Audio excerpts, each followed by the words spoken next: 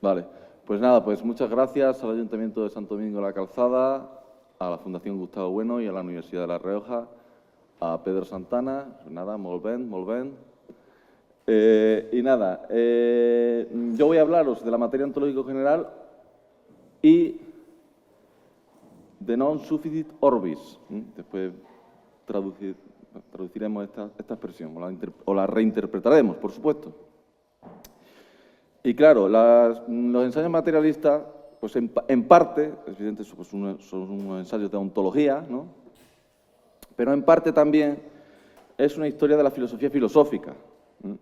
Que después se ensayaría pues, en la metafísica presocrática y en el mismo año, incluso en el mismo año que está escribiendo Bueno los ensayos materialistas, lo estaba publicando, pues ya Vidal Peña sacó su tesis doctoral sobre Spinoza, que publicaría en el año 74 en Revista de Occidente con el materialismo de Vidal Peña. O sea, perdón, el materialismo de Spinoza.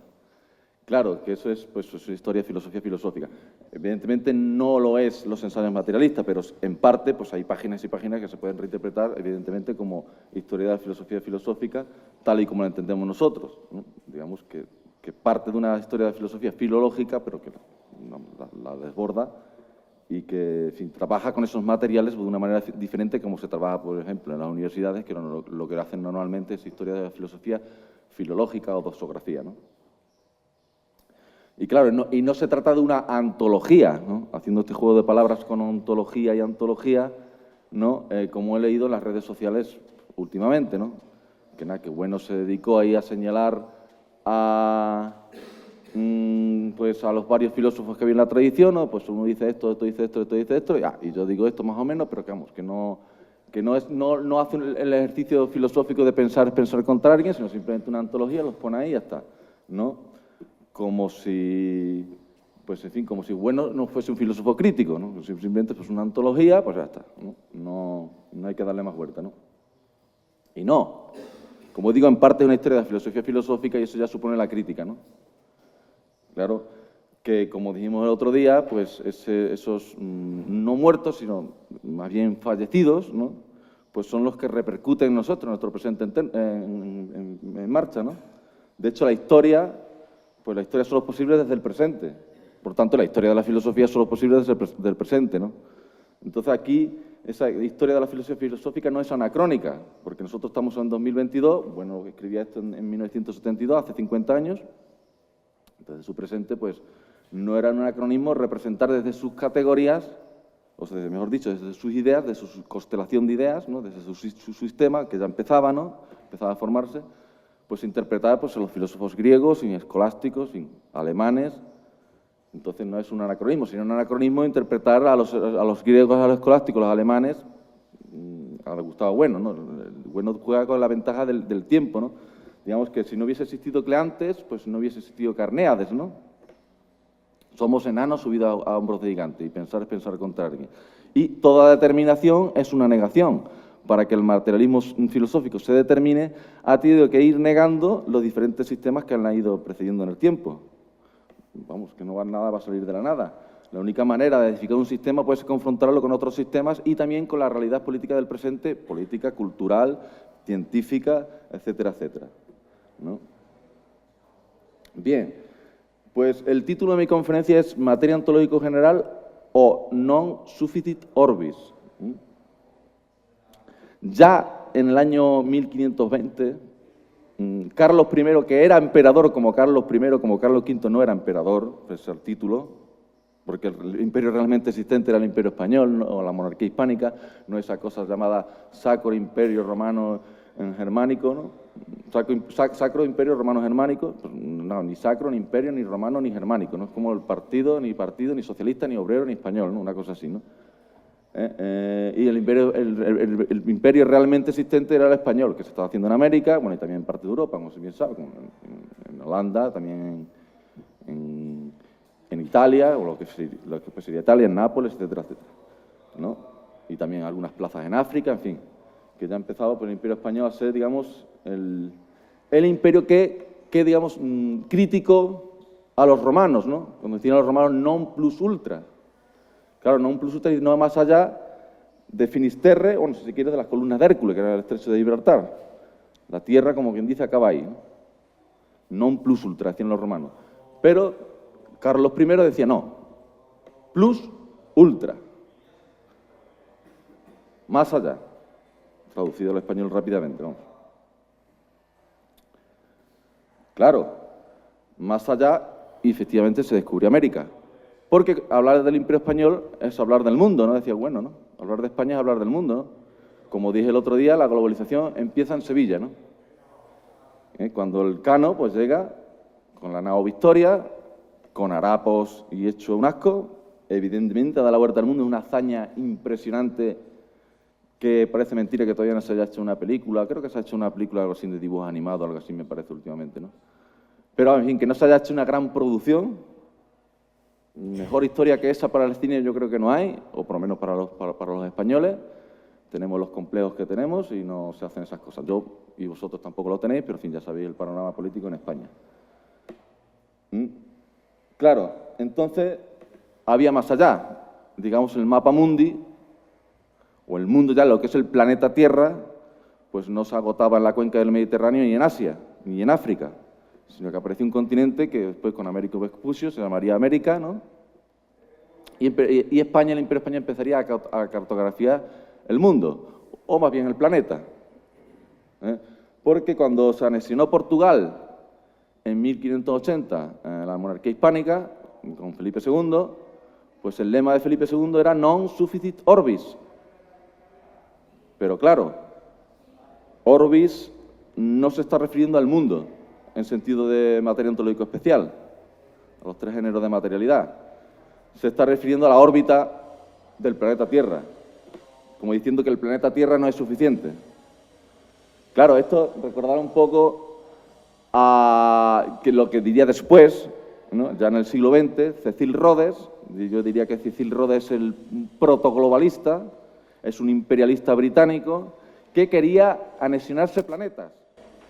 Bueno, pues Felipe II parecía que nos está diciendo algo muy diferente, ¿no? Dice, non sufficit orbis, bueno, pues habrá que anexionarse planetas, será lo siguiente, ¿no? Una vez que ya hemos dado la vuelta al mundo, que no hemos anexionado el imperio portugués, que ya el imperio español era monstruosamente grande, era inmenso, el imperio español una cosa tremenda, ¿no?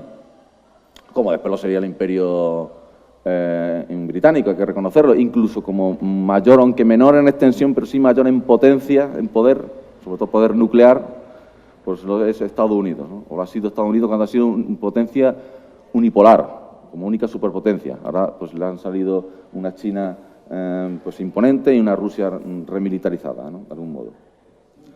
Bien. Entonces, claro, acá es un ultra, ¿no? Como diría Carlos I, ¿no? Un ultramundanista, ¿no? En nuestras coordenadas filosóficas, ¿no? Y claro, el mundo no es suficiente. Vamos a ver dónde estamos en el mundo, ¿no? Claro, porque preguntar dónde está el mundo es una pregunta absurda. No tiene sentido, ¿no? Porque habría que hablar del lugar, y a su vez del lugar, en fin, no tiene ningún sentido. Pero sí podemos hablar de dónde estamos nosotros en el universo. Y ahora, si me permite. Ahora. Bien.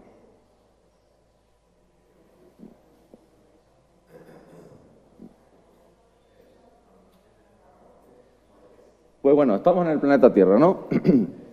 Que vendría a ser nuestro hogar. Permítame ahora la analogía que voy a hacer. La Tierra sería nuestra casa. Es una analogía, evidentemente, no me miréis con esa cara. Bien, pues la Tierra, pues, que os voy a decir yo a estas alturas, que no sepáis. Vale, muy bien.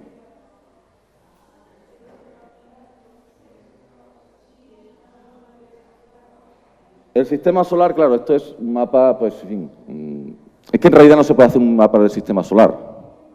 Lo único que se vería, si nos saliésemos del sistema solar, lo único que veríamos sería el Sol, un punto como una estrella, y los planetas apenas lo veríamos. También si podrían verse así como puntitos. No, claro, si te sale del sistema solar es imposible verlo. Pero, en fin, el sistema solar sería nuestro vecindario. El sistema solar, hasta la nube de Oort, porque aquí solo llega hasta Plutón, pero hasta la nube de Oort, que está mucho más allá, tiene un año luz de diámetro. Es decir, la luz que va a 300.000 kilómetros por segundo tarda un año. Lo cual es una barbaridad. Sistema solar.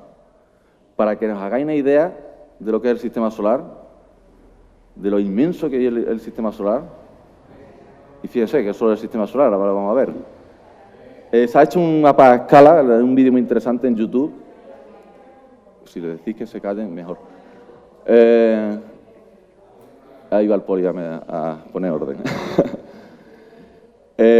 Para que hagáis una idea, se ha hecho un mapa a escala, una escala, de un sistema solar de 11 kilómetros de diámetro.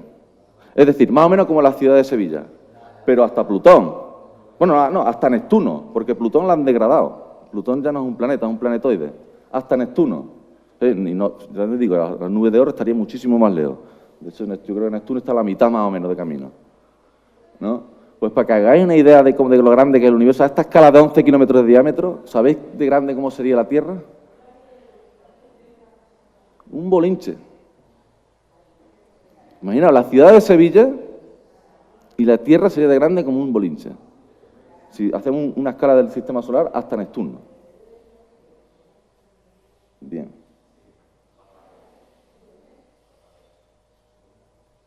Ahora hemos dicho que el sistema solar es nuestro vecindario, ¿no? Sería nuestro barrio, ¿no? Pues claro, la Vía Láctea es nuestra ciudad. Ahí, fíjense en la línea, pues ese puntito sería el sistema solar. Fíjate qué grande. Y hemos dicho que tiene 1 millón de diámetro. Fíjense la estrella, lo grande que es la galaxia, nuestra galaxia, no la Vía Láctea. ¿Qué tiene? Pues entre 150.000 o 130.000 años luz. No están claros los cálculos, no he encontrado yo bien el dato. O sea, ya el sistema solar no es nada. Hemos dicho que tiene un año luz, tiene 150.000, 230.000 años luz, una brutalidad. O sea, es inmensamente más grande. Y como se ve en la fotografía, pues ahí solo tenemos un punto. Bien, el siguiente punto en el mapa. A ver si me organizo yo aquí con esto. A ver,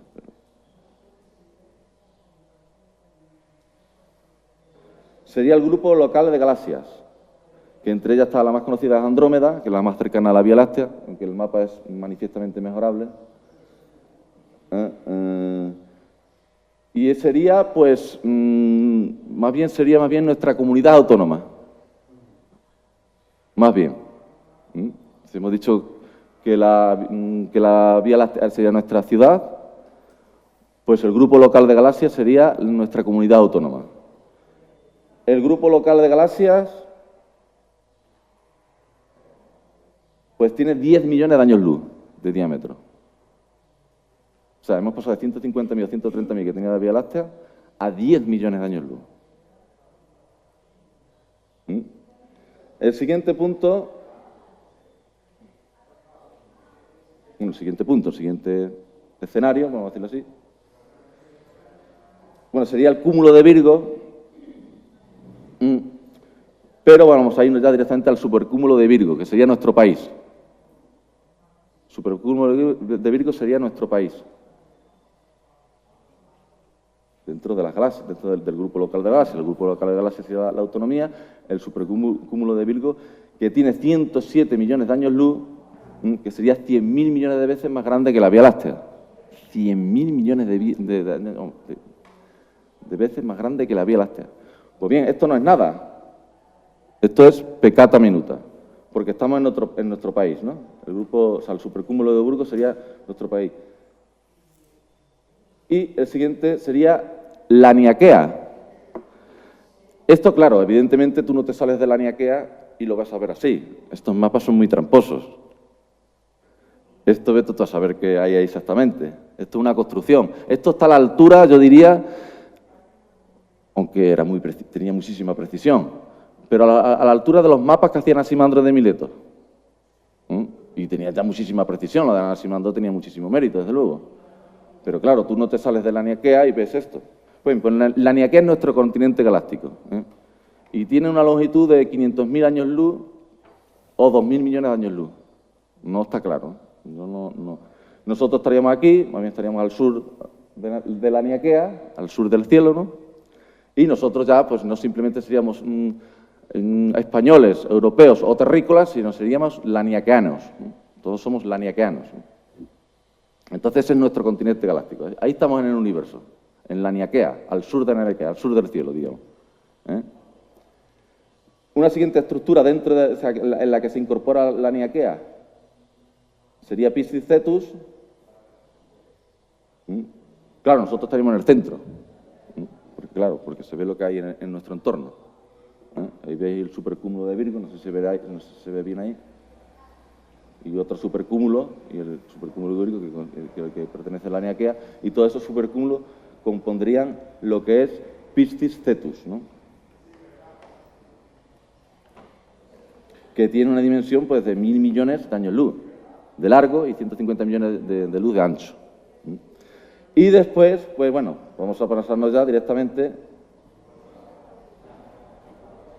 Bueno, hay una estructura también que se llama Hércules Corona Boreal, que es la estructura más grande del universo. Esto es, pues esto cualquier cosa que te pones por internet tampoco. Que es una estructura que tiene, pues claro, un supercúmulo de supercúmulos que tiene 10.000 millones de años luz. Es la estructura más grande que se conoce, que es Hércules Aurora Boreal. Y finalmente, pues estaría lo que es el universo conocido, que tiene 93.000 millones de años luz. Hemos dicho que la Laniakea tenía 2.000 millones de años luz, pues 93.000 millones de años luz. O sea, es una burrada, ¿no? Y claro, todo esto, como he dicho, pues son los mapas, digamos, pues son mapas mitológicos también, si quiere. No son mapas, claro, ¿quién ha visto eso de ahí? Es una construcción que hacen los científicos.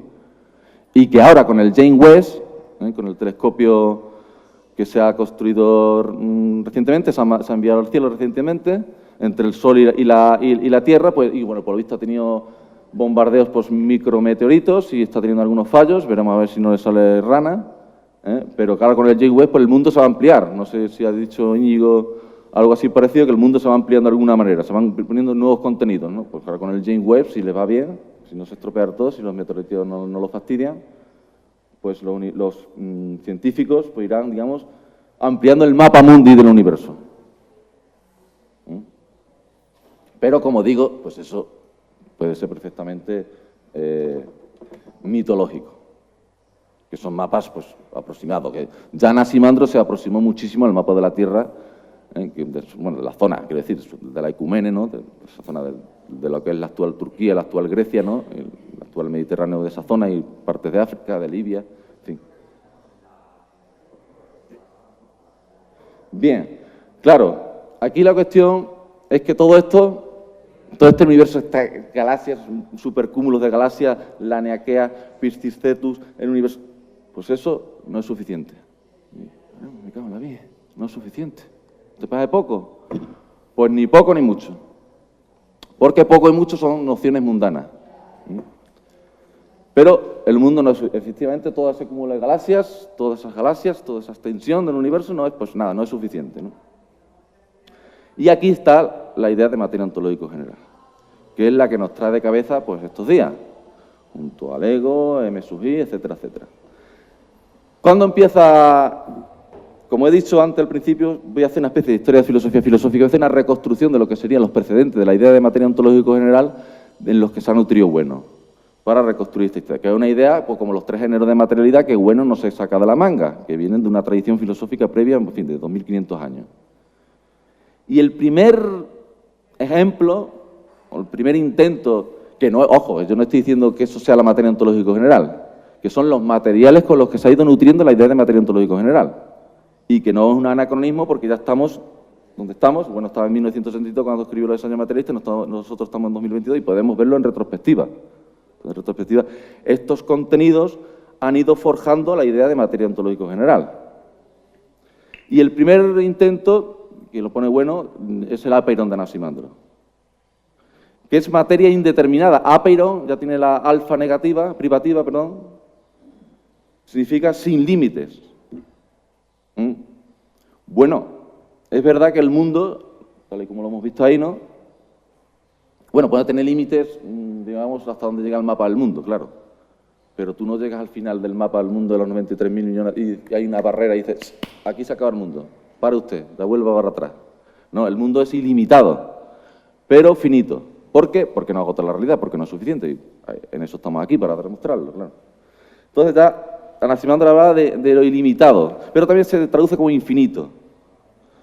Y claro, no era ninguna de las materialidades determinadas, como podría ser el agua de Tales, o después el aire de Anasímenes, o el fuego de Heráclito, el logos de Heráclito, o los 4 elementos de Empédocles, sino, digamos que entre los presocráticos, el que más, digamos, ejercita la idea de materia ontológica general es Anaximandro con la idea de Apeiron. Él también hablaba de cosmos. Ya en Anaximandro están las 2 ideas que yo aquí voy a tratar fundamentalmente. También trataré algo del ego trascendental, por supuesto, porque si no es imposible, claro. Y ya cosmos, por visto, él fue el que acuñó la palabra, la expresión cosmos, que se sepa. Posiblemente la palabra estaría de antes, pero él la acuñó porque también Anaximandro es el primer filósofo que escribe en prosa. Se tiene también el primer documento de la historia de la filosofía, ¿no? Es de los pocos que han sobrevivido de aquella época, claro. Entonces, ya está la idea de cosmos en Anaximandro. Y él habla de infinitos mundos. Aunque claro, si entre esos mundos hay continuidad de uno a otro, pues hasta qué punto se puede hablar de infinitos mundos si no es el mismo mundo. Si hay interrupción, si hay hiatos, se habla de una metacósmica. Serían mundos metacósmicos que se van, digamos, sucediendo en el tiempo, ¿no? Pero que se van, digamos, pues, desenvolviendo en la sustancia, digamos, indeterminada del Apeiron, que es una sustancia infinita, ¿no? Donde se van generando por el movimiento, ¿no? No digamos, no es como en Tales de Mileto, que el agua va pues, generando el aire, en fin, en la tierra el fuego, en fin. No, en Tales los elementos van unos detrás de otros, sino aquí en Anaximandro, los demás elementos pues, surgen del Apeiron, que es un elemento indeterminado, que es, por decirlo en nuestros términos, materia indeterminada. Pero, ojo, yo no estoy diciendo que la materia ontológica general sea el Apeiron de Anaximandro, ¿eh? Pero sí es un primer, digamos, embrión de la materia ontológica general, ¿no? El siguiente filósofo, la siguiente idea filosófica que yo diría que se corresponde con la materia ontológica general y que es una tesis materialista de este autor, que también le diagnosticamos tesis materialistas, como por ejemplo es la tesis de la idea del principio de Simploqué, pues todos estamos de acuerdo que hay Platón, aunque Platón habla de la mente psicosis, de la simplicidad del alma, de la inmortalidad del alma, que sea un filósofo también espiritualista, por supuesto, pero tiene tesis materialistas, como evidentemente como es la del principio de Simploqué, donde no todo está conectado con todo, donde la comunicación es parcial, por tanto la incomunicación es parcial también, claro. No hay, digamos, un todo homogéneo, digamos, no hay un monismo, ¿no? Sino aquí es un pluralismo, pero sin ser un pluralismo radical, porque hay relaciones. Entonces, pero Platón también dice una cosa muy interesante, y lo dice, y claro, sus discípulos tienen que desarrollarlo. Y dice en la República, en el libro 6 de la República, en la alegoría de la línea, y habla de la idea del bien, y él no se conforma con hacer un simple bosquejo, pero como digo, después se tuvo que desarrollar mucho más, porque Platón lo deja caer de una manera, en un punto cuando dice que el bien está más allá de la esencia, en dignidad y potencia. Es decir, la idea del bien es epekeina te susías, más allá de la esencia. Claro, más allá de cualquier esencia que determina las cosas, más allá de las ideas, diría él, la constelación de ideas que conforma el sistema platónico. Que el bien no es propiamente una idea, sino que es algo mayor, es algo que tiene mayor dignidad y potencia. Y es epekeina te susía, más allá de la esencia. No se puede, en última instancia también es indefinible, porque la esencia es lo que definía las cosas, como decía Sócrates. Ahora, el bien, pues ya empezamos aquí en una especie como de vía negativa, de algún modo. Que ya Platón esboza la vía negativa. Claro, después llegaría Aristóteles, y el caso de Aristóteles es diferente. Porque Aristóteles le hace la crítica a Platón, a la teoría de las ideas. Y habla de la homonimia, ¿no? La homonimia ontológica entre esas ideas y el mundo, que al fin y al cabo esas ideas duplicarían el mundo. Entonces, en ese sentido, Platón sería mundanista, pero no lo es porque pues, después postula la idea del bien. Para salir de la homonimia y del mundo, yo creo que Aristóteles es injusto porque el bien ya no es homonímico al mundo. Pero el conjunto de ideas sí, las demás ideas sí, por la participación o por lo que sea. Entonces aquí Aristóteles le critica la homonimia ontológica. Y él también habla, Aristóteles, del acto puro. Claro, y el acto puro es más complicado. Porque el acto puro no es como el bien de platónico, no es como la idea del bien, pero sin embargo sí es también análogo a la idea de materia ontológico general. Aunque más bien sería un espíritu ontológico general, porque es acto puro, o sea, puro de qué, de materia, de potencialidad, de amigma, ¿no? Es amigma. La amigma es la mezcla, ¿no?, que hablaba Anaxágoras, hablaba del nous, que era amigma, sin mezcla, ya estaba prefigurando el acto puro de Aristóteles. Y claro, el acto puro sí tiene, digamos, podría, salvando también mucho, teniendo mucho cuidado, podríamos diagnosticar, decir que es análogo de algún modo a la materia, o cumple en el sistema aristotélico la función de materia ontológico general, de la ontología general. Pero claro, también Dios, que es el acto puro, es pensamiento del pensamiento. Caramba, pero el pensamiento es algo mundano. Claro, pensamiento, como se llama mundano el pensamiento, como Dios puede pensar. Pero resulta que ese pensamiento de Dios es el pensamiento del pensamiento, es decir, el pensamiento de sí mismo. No es un pensamiento homonímico al mundo. Dios no ha creado el mundo y ni siquiera lo conoce. Pero, sin embargo, Dios tiene vida. Lo dice así Aristóteles. Después diría Boecio aquello de interminabis vita et totasismo es perfecta possessio. Dios tiene vida. Y es más, dice Aristóteles, y es muy curioso, que Dios es un gran animal. Lo dice así, ¿eh? Ahí está el animal divino aristotélico. Entonces Dios, de algún modo, tiene atributos mundanos. Lo que pasa es que, claro, Dios sería un autologismo puro, en tanto acto puro, en tanto que no conoce el mundo. En que se basta a sí mismo, en fin, que no se rebaja al mundo, que consigo tiene suficiente. Pero, como digo, está la vida, está el pensamiento, al fin y al cabo, aunque no sea homonímico al mundo. Ya decía yo que el Dios de Aristóteles es complicado, pero yo diría que sí hay homonimia de algún modo. Que es un Dios construido, digamos, homonímicamente de algún modo. De algún modo. Precisamente, Plotino, un filósofo neoplatónico nació en el año 205 y murió en el año 270 después de Cristo, pues le haría la crítica a Aristóteles con el uno.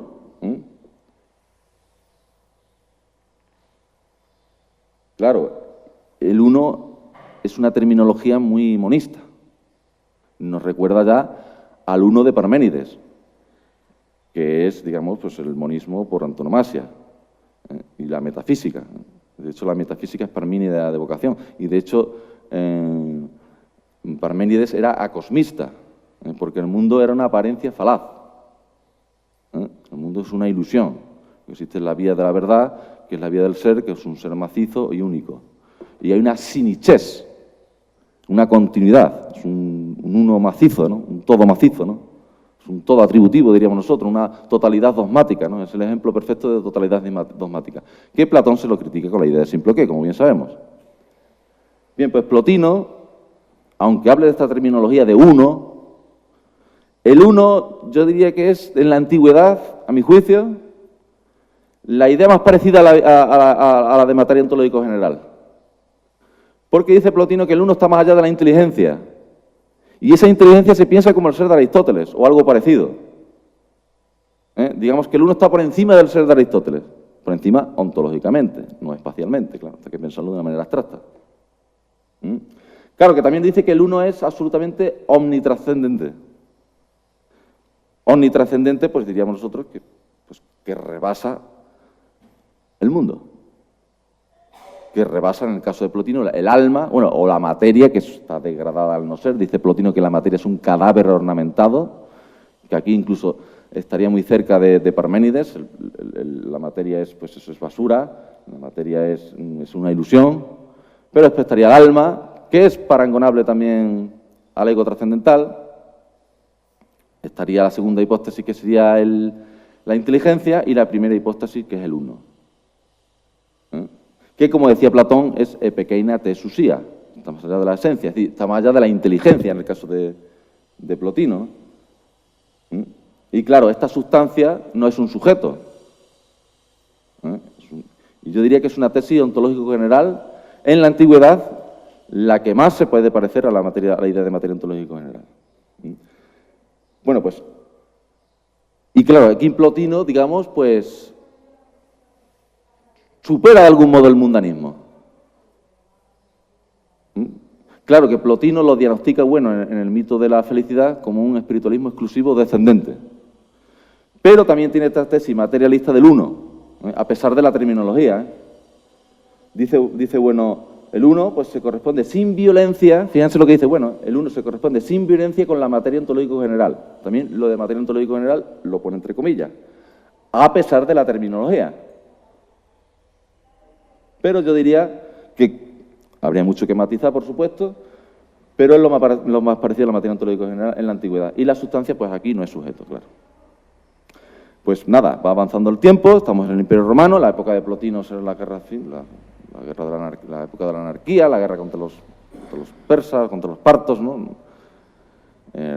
Plotino, de hecho, fue a luchar, aunque era un filósofo de implantación, bueno, fue a luchar, fue allí al ejército, pero no exactamente a luchar, pero bueno, sí es lo que es el sitio de la guerra, aunque sea un filósofo de implantación gnóstica, pero bueno, eso solo es en el ejercicio, ese mic, la implantación gnóstica no existe, existe la apariencia de la implantación gnóstica.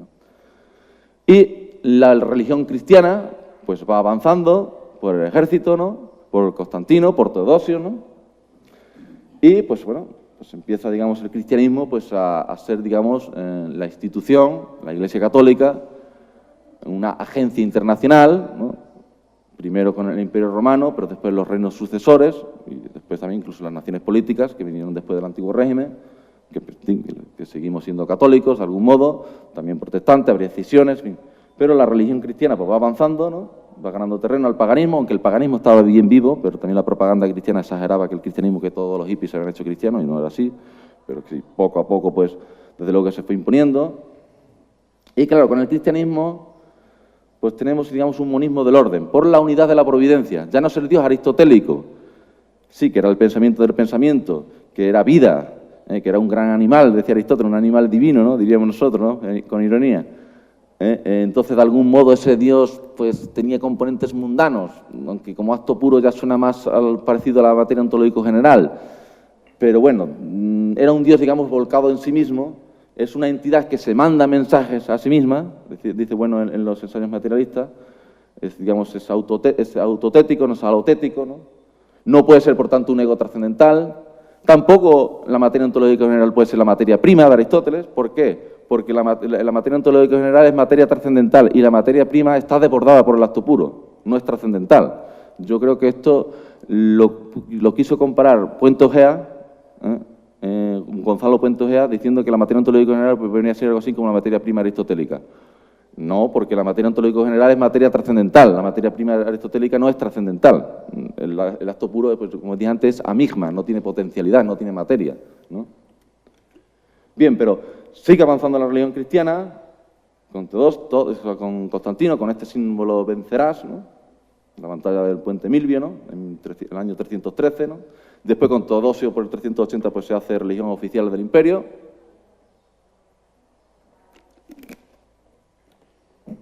Entonces ya el cristianismo habla de un Dios volcado en el mundo. Es más, que incluso se encarna en él por la salvación de los hombres. Entonces es un Dios muy mundanista, que se preocupa por las criaturas, ¿no? Que es un Dios antropomorfo de algún modo, ¿no? Que es personal, es un Dios personal, un Dios al que se le puede rezar, ¿no? Un Dios que puede hacer milagros, que puede intervenir en el mundo, ¿no? Sea a través de la figura de los profetas, o de Cristo, o de él mismo, o de los ángeles, ¿no? Aunque también los cristianos, y ya lo habla San Pablo, hablan del Deus Asconditus. Este Dios Asconditus es más parecido a lo que llamaríamos materia ontológico general, ¿no? También están a los musulmanes, pero los musulmanes ya son cachondeos. O sea, el paraíso con las vírgenes vestales, pues una cosa más mundana, ¿no? Cosa más grosera, ¿no? O sea, su paraíso, pues, es completamente... También es verdad que el de los cristianos es mundano, porque están los bienaventurados, están contemplando a Dios en el más allá, quiere decir, en el momento de la muerte, ¿no? Por la eternidad, por secular seculorum, ¿no? Y decía Santo Tomás que su felicidad va aumentando mientras contemplan a Dios y a los ángeles, a toda su corte celestial, a la Virgen María y a todos los que estén allí, pues su felicidad va aumentando a medida que también contempla a los condenados en el infierno. Entonces, claro, es un más allá, pues, homonímico completamente, ¿no? Eso, digamos, creo que fue Schopenhauer que dice que Dante cogió los ejemplos de su infierno en la Divina Comedia con las torturas que había en la tierra, pero multiplicado por infinito, ¿no? Me acuerdo de un amigo, el otro día estuvimos en Sevilla en un bar, en una terraza, y yo no lo sabía, y nos tocó, nos tuvimos que tragar el desfile del orgullo gay. Y pues uno de los pasajes de las torturas del infierno de Dante, ¿no? Tienes que estar quieto eternamente, digamos, el homófobo, su castigo sería eternamente un desfile del orgullo gay constantemente, ¿no? Con un dolor intenso y apabullante, en fin.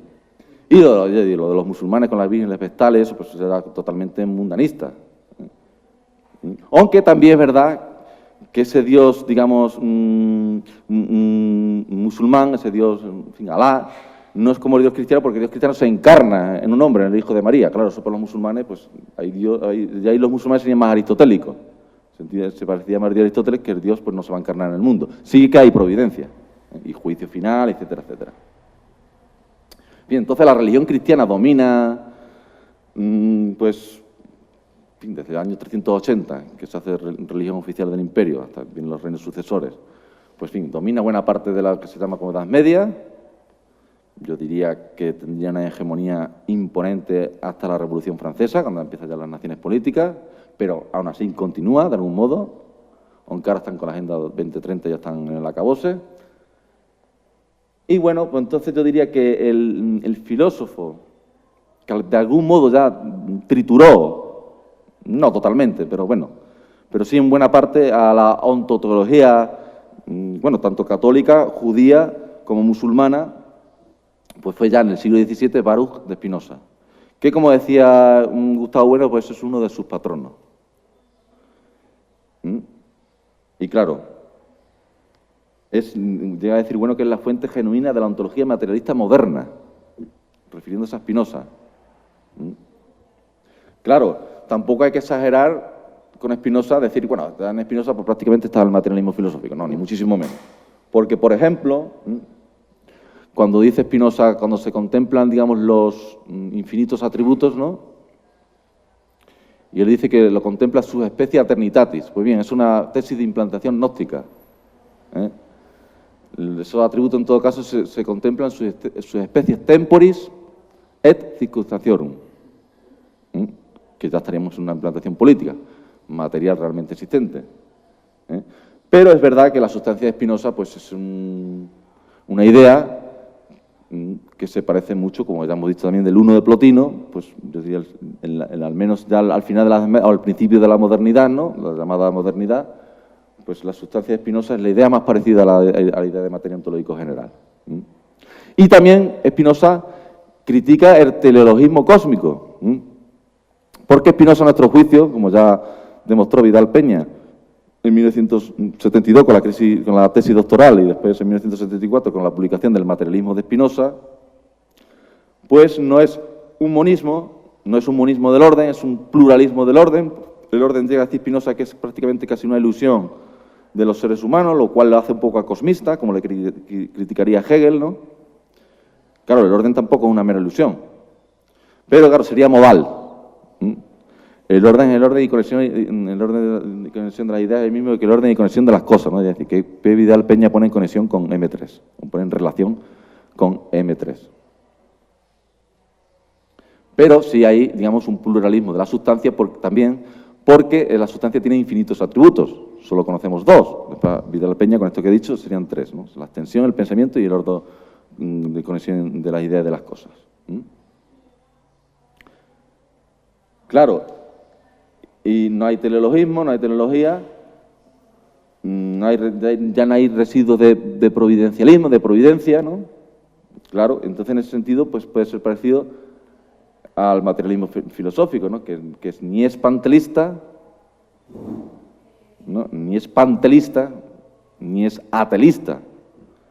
Sobre todo el materialismo filosófico, porque claramente hay finalidades y teleología.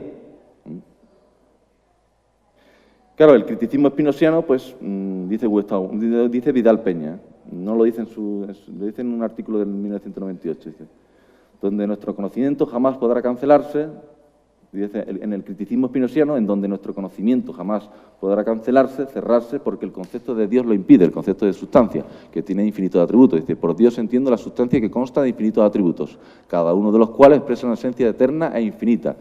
Entonces quiere decir que Dios no se pliega simplemente a esos dos atributos, ¿no? Que son la sustancia y el conocimiento, ¿no? Sino que está, digamos, en infinitos atributos, ¿no? Entonces, y ninguno la agota, ¿no? Entonces Dios es inagotable, o sea, tiene infinitos atributos, la sustancia solo es una, claro, porque en el momento que haya dos sustancias, pues claro, se anularían una a la otra. Dios no se conoce a sí mismo, como sí pasaba en el caso de Aristóteles. En Spinoza Dios no tiene entendimiento y voluntad. Dios, en última instancia, sería incognoscible. En Aristóteles no es del todo incognoscible, porque sí, Aristóteles llega a decir, solo Dios es teólogo. Solo Dios es teólogo. Pero al menos si lo conoce alguien, que es el mismo. En Spinoza, pues Dios, digamos, de algún modo es una materia indeterminada, por decirlo en nuestros términos.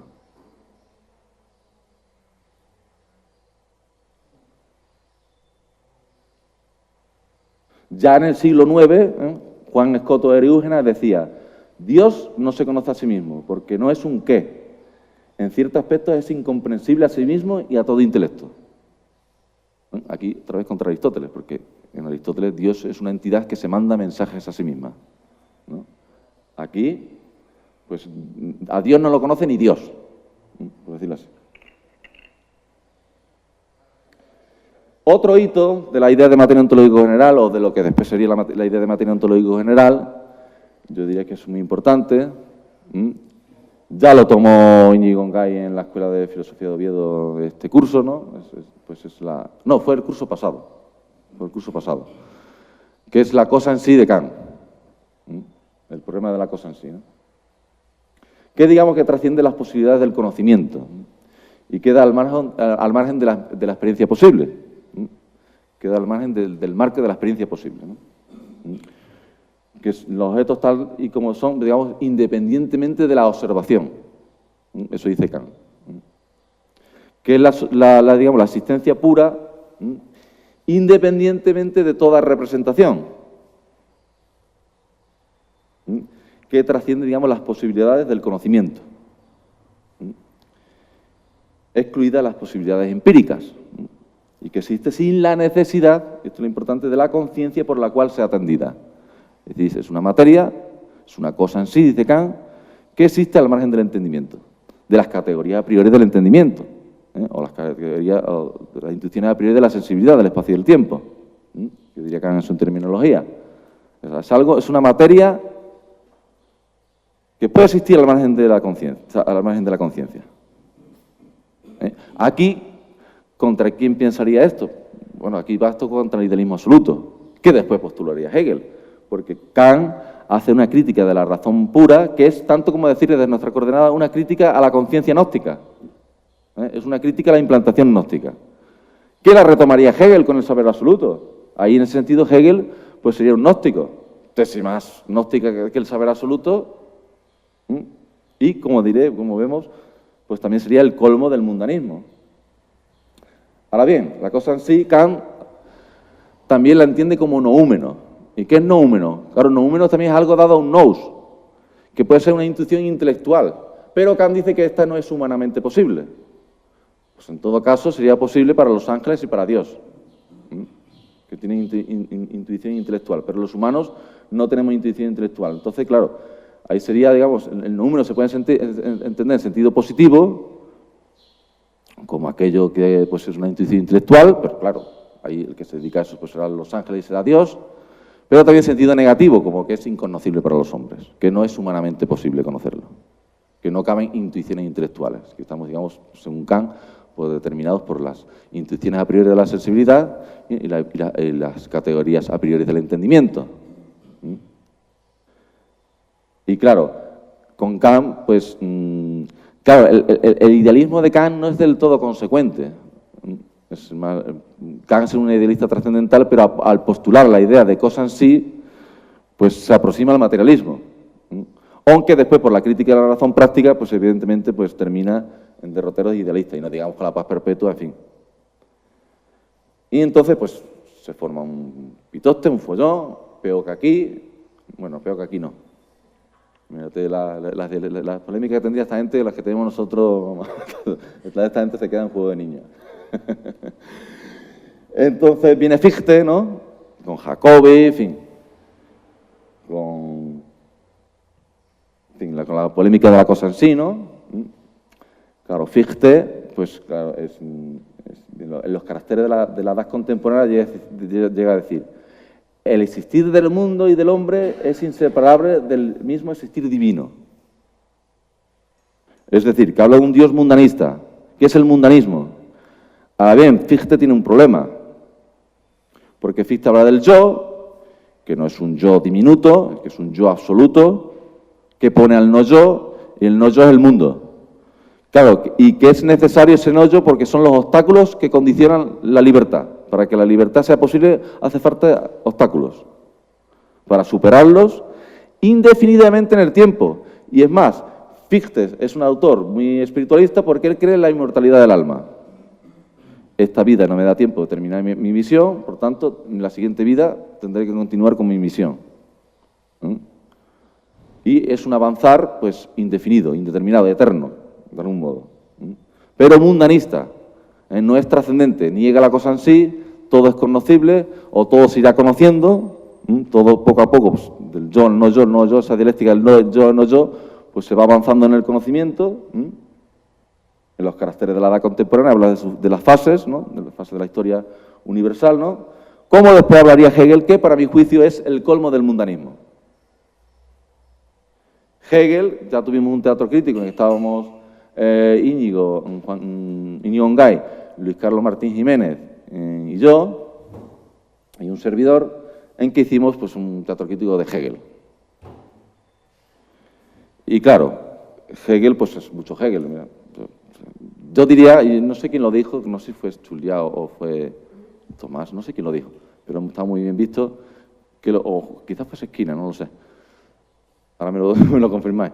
Que Hegel, en los ensayos materialistas, pues es el filósofo contra el que se mide bueno. Quizá que lo dijo Luis Carlos.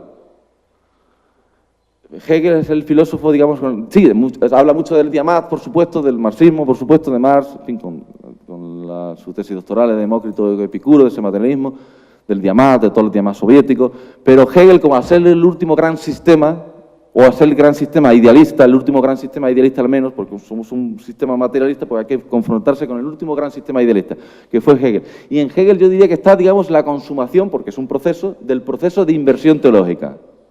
Dios no es aquello de lo que se habla, Dios no es aquello algo que esté fuera del mundo, aunque ese Dios cristiano, pues como he dicho antes, es un Dios que es mundano, de algún modo, o es homonímico al mundo, de algún modo, o ese Dios aristotélico que puede ser homonímico o no, pero como acto puro se puede decir que está fuera del mundo, ojo, fuera en un sentido abstracto, es decir, fuera y dentro son nociones mundanas, ¿no? El mundo no existe un fuera y un dentro del mundo, porque fuera y dentro son nociones mundanas. Pero para que se me entienda, no es un Dios que está, no es aquello de lo que se habla, no, sino desde dónde se habla. No es un Dios trascendente, sino es un Dios inmanente.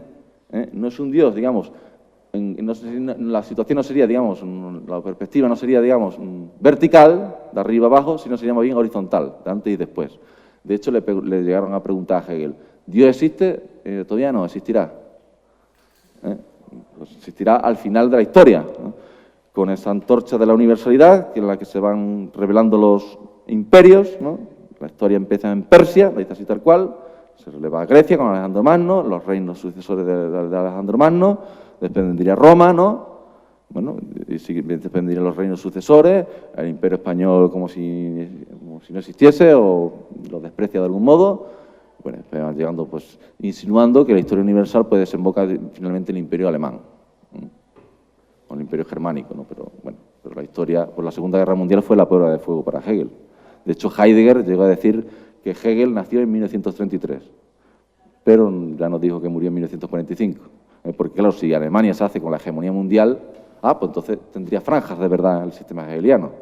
Las tiene, por ejemplo, cuando dice Hegel que Estados Unidos, lo dicen las lecciones de filosofía de la historia universal, que Estados Unidos es la nación del futuro, donde la antorcha de la universalidad pues llegará allí y diga, mira, Estados Unidos ha sido hegemonía mundial. Entonces ahí parte de razón tenía Hegel. Pero en Hegel, como digo, es el colmo del mundanismo, es el colmo del idealismo y sin perjuicio, como hablamos con Íñigo, la polémica que tuvimos, de que sea un materialismo, que Hegel es materialista en el sentido de que postula la condición corpórea de todo viviente. En Hegel los individuos son cáscaras vacías. No pasa como en Fichte, donde había una inmortalidad del alma, donde la misión de esta vida pues tengo que continuarla en la siguiente vida. En Hegel, vamos, lo dice tal cual. No puede existir un cuerpo al margen del alma. No puede existir vivientes incorpóreos, diríamos nosotros, ¿no? Que postula de algún modo la condición corpórea de todo viviente. Claro, porque está en un inmanentismo. No hay un horismos. No hay una separación. Ya le está, digamos, pues una filosofía, digamos, doméstica. No es ultramundana. Digamos que Hegel no era un ultra. Yo digo que hay que ser un ultra.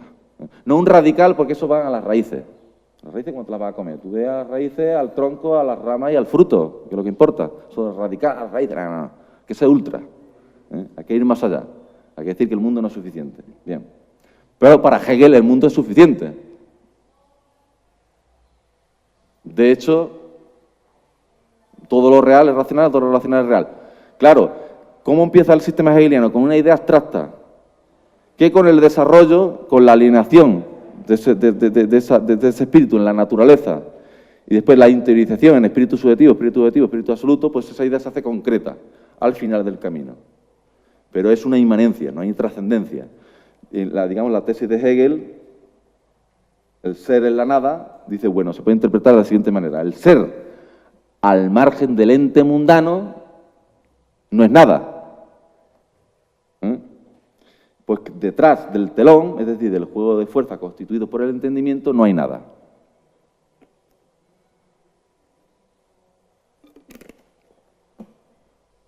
Es decir, no hay materia ontológico general en Hegel,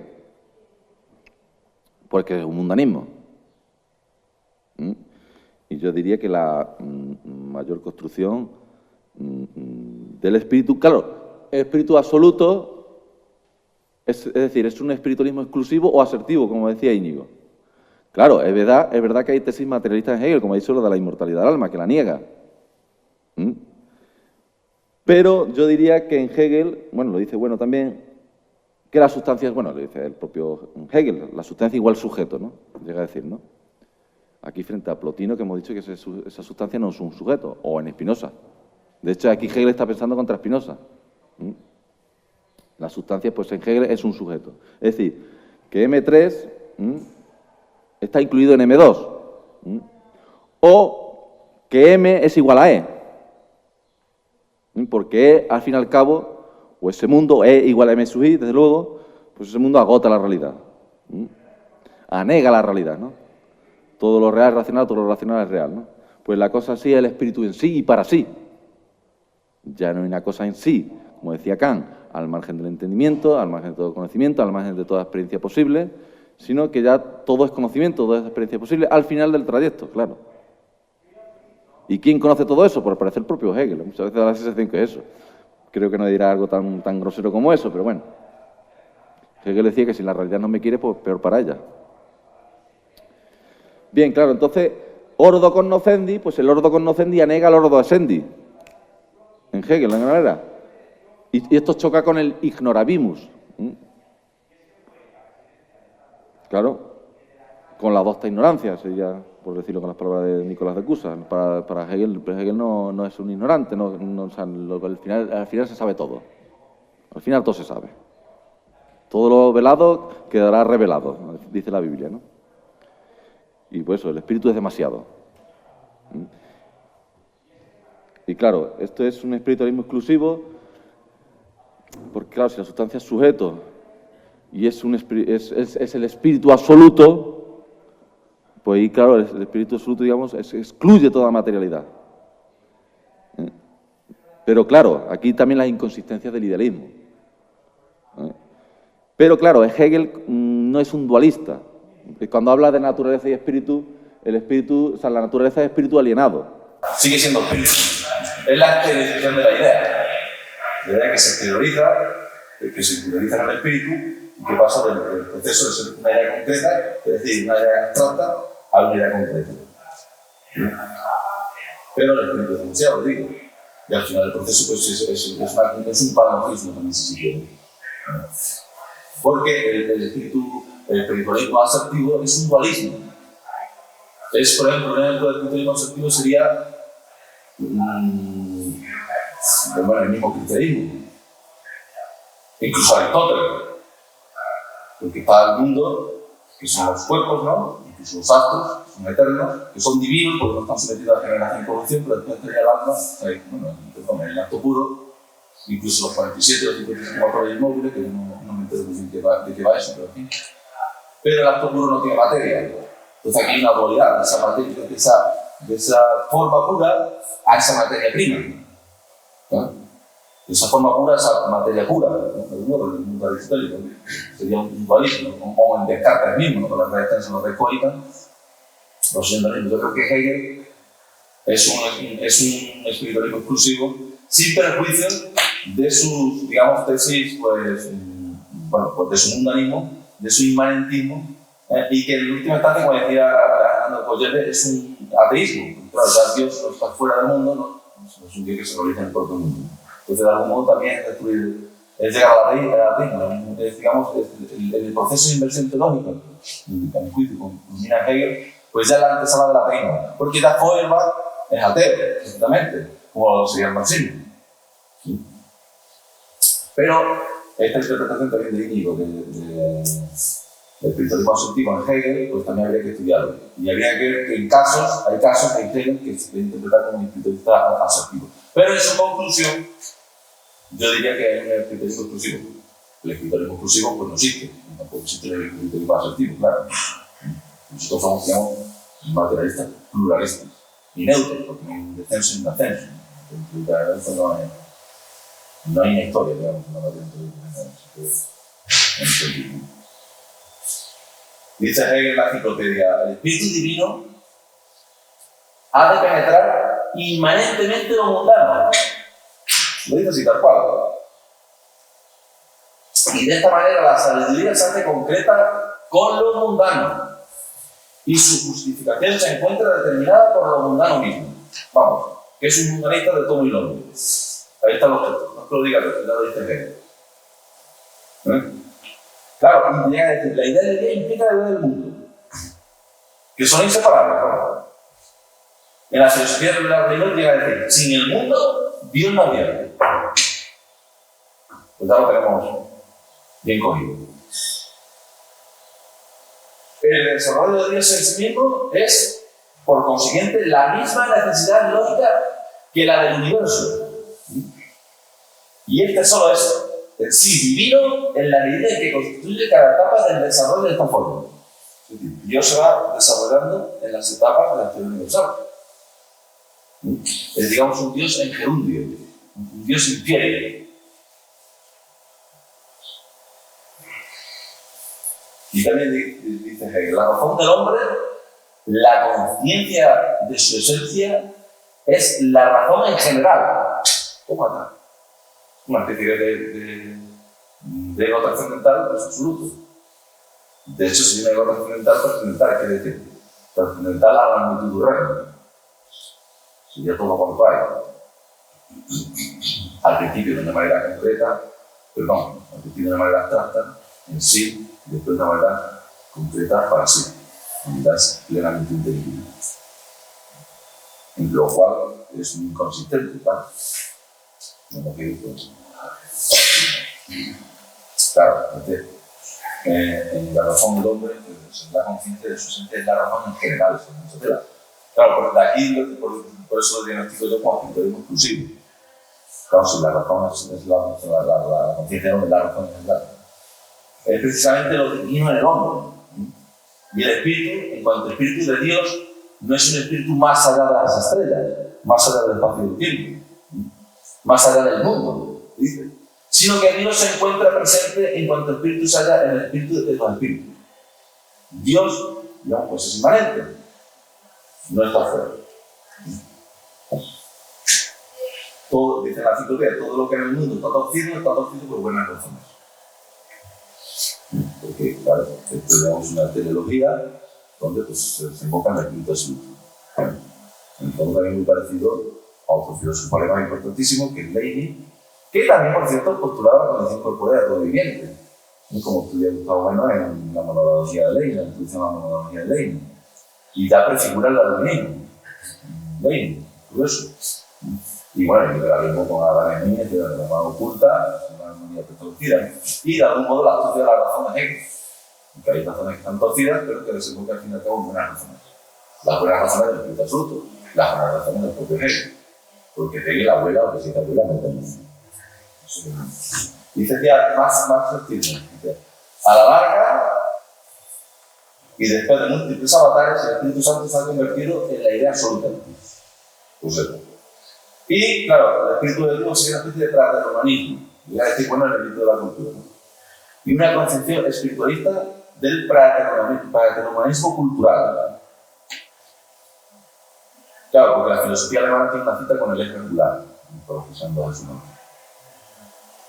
Tiene una cita con el eje angular de la filosofía, porque es un espacio antropológico plano, de Hegel y de Marx también, o los marxistas, ¿no? El de Fichte ya era unidimensional, solo se quedaba con el eje circular. Lo llaman grosero. Bueno, pues la misma filosofía alemana, ya lo he visto acá, desde luego, con la cosa en sí, pero hay un discípulo de Kant de algún modo, y de Platón y de los Upanishads, del budismo, de un modo, con la información que tiene en su época, que es Schopenhauer. Schopenhauer, por cierto, no sabe el temario de la oposición. Quizás todo mal, desde la guardería hasta la oposición está todo mal. No va a aprender a superar. Yo me estoy temiendo que lo mismo es porque era machista. Era machista, pues. Me estoy temiendo. Pero en fin, Schopenhauer, que era un anti-hegeliano, vamos, lo odiaba. Bueno, no tanto como está aquí, pero bueno. Era muy anti-hegeliano. Y retomaba acá en la tesis de la cosa en sí, que lo llamaba voluntad. Pues la voluntad que es el antiespíritu absoluto.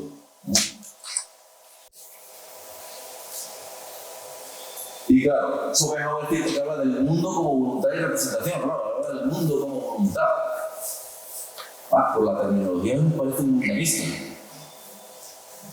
Pero esa voluntad está, digamos, aproximándose a la idea de la ontología general.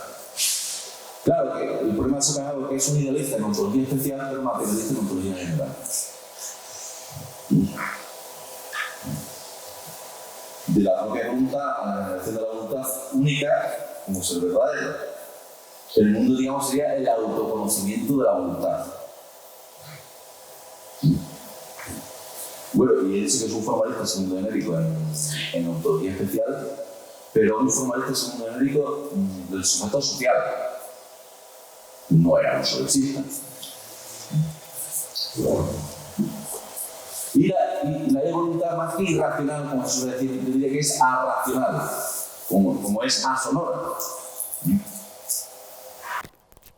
Y la representación pues sería insustancial. La sustancia sería la voluntad, sería lo sustancial, ¿no? Y el cuerpo sería la expresión de la voluntad. Y también decía, aquí tenemos aquí a Vicente, una tesis muy curiosa, que la música, digamos, es la manifestación inmediata de la voluntad. La música sería lo que más se parece a la voluntad, a lo que nosotros llamamos materia ontológico general. No sé, Vicente, cómo tiene, luego si quieres lo hablamos ahora, cómo se puede reinterpretar eso y qué conexión habría entre la música y la materia ontológica general, sí que se puede decir algo. Pero bueno. Claro, y el problema que tiene Schopenhauer es que en la representación está la pluralidad y él dice que en la voluntad es unidad. Porque, claro, yo creo que él habla de esa pluralidad con una multiplicidad de cosas. que no está hablando de la discontinuidad. Porque Kant hablaba de cosas en sí, a veces en plural, y él solo habla de cosas en sí. Porque si no hay espacio y tiempo ni casualidad, no puede haber multiplicidad de cosas. No puede haberla. Entonces, claro, sería un monismo, pues complicado.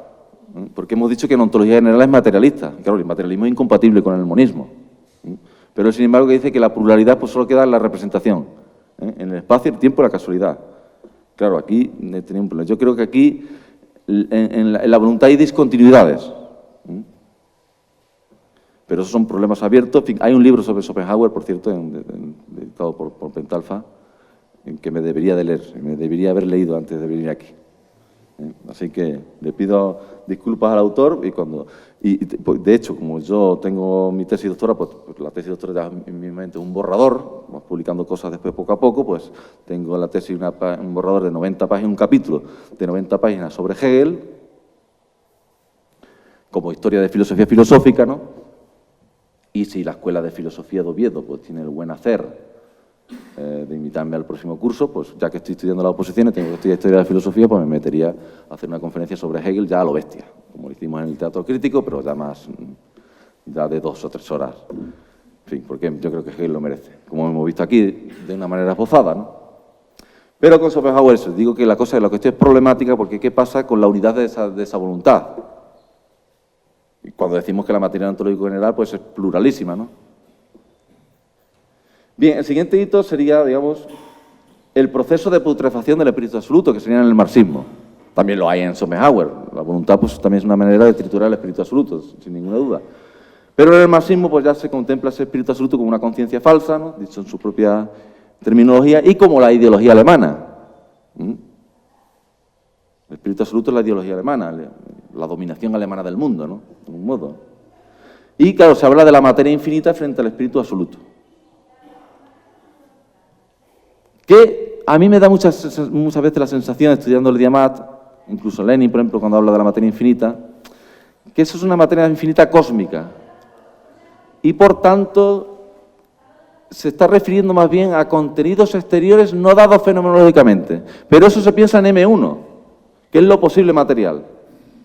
E incluso se puede pensar en M3 como virtuales posibles, esencias virtuales, que no conoceremos nosotros, sino nuestros descendientes. Es el inconsciente objetivo. Y eso se puede pensar, como digo, en M1, como contenidos exteriores no dados fenomenológicamente, como puede ser, por ejemplo, pues, el centro de la Tierra, ¿no? O, pues, galaxias lejanas, ¿no? Que ahora con el J-Wave, pues, las pueden ver. Porque, claro, el marxismo, digamos, yo esto lo vi en una conferencia que dimos en los encuentros en Oviedo hace 4 años, me parece que fue en 2018, pues es víctima de un idealismo de la verdad, de un monismo de la verdad, que piensa que un ejército constituido por paleontólogos, geólogos, físicos, químicos, pues todos tienen su parcelita y todos convergen en la verdad, ¿no? Que las cosas en sí se van haciendo en cosas para nosotros. Pero eso, como digo, en esas cosas en sí, yo diría que no se piensan tanto como la materia ontológica general, sino que eso como contenidos exteriores no dados fenomenológicamente, que poco a poco se van descubriendo. Pero eso no es tanto como la materia ontológica general. Eso seguirá siguiendo el mundo. Que el mundo, como es una construcción, pues se va ampliando, ¿no? Como hemos dicho antes, ¿no? Entonces se van descubriendo ahora con el J-Wave nuevas galaxias, etcétera, etcétera, o se va, digamos, pues con mayor resolución, con mayor detalles, ¿no? Pues, no.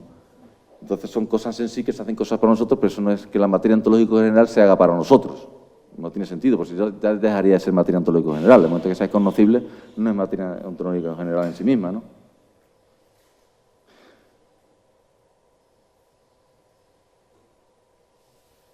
Claro, desde el marxismo se dice, creo que me quedan 10 minutos para llegar a la 1:30 tenemos, ¿no?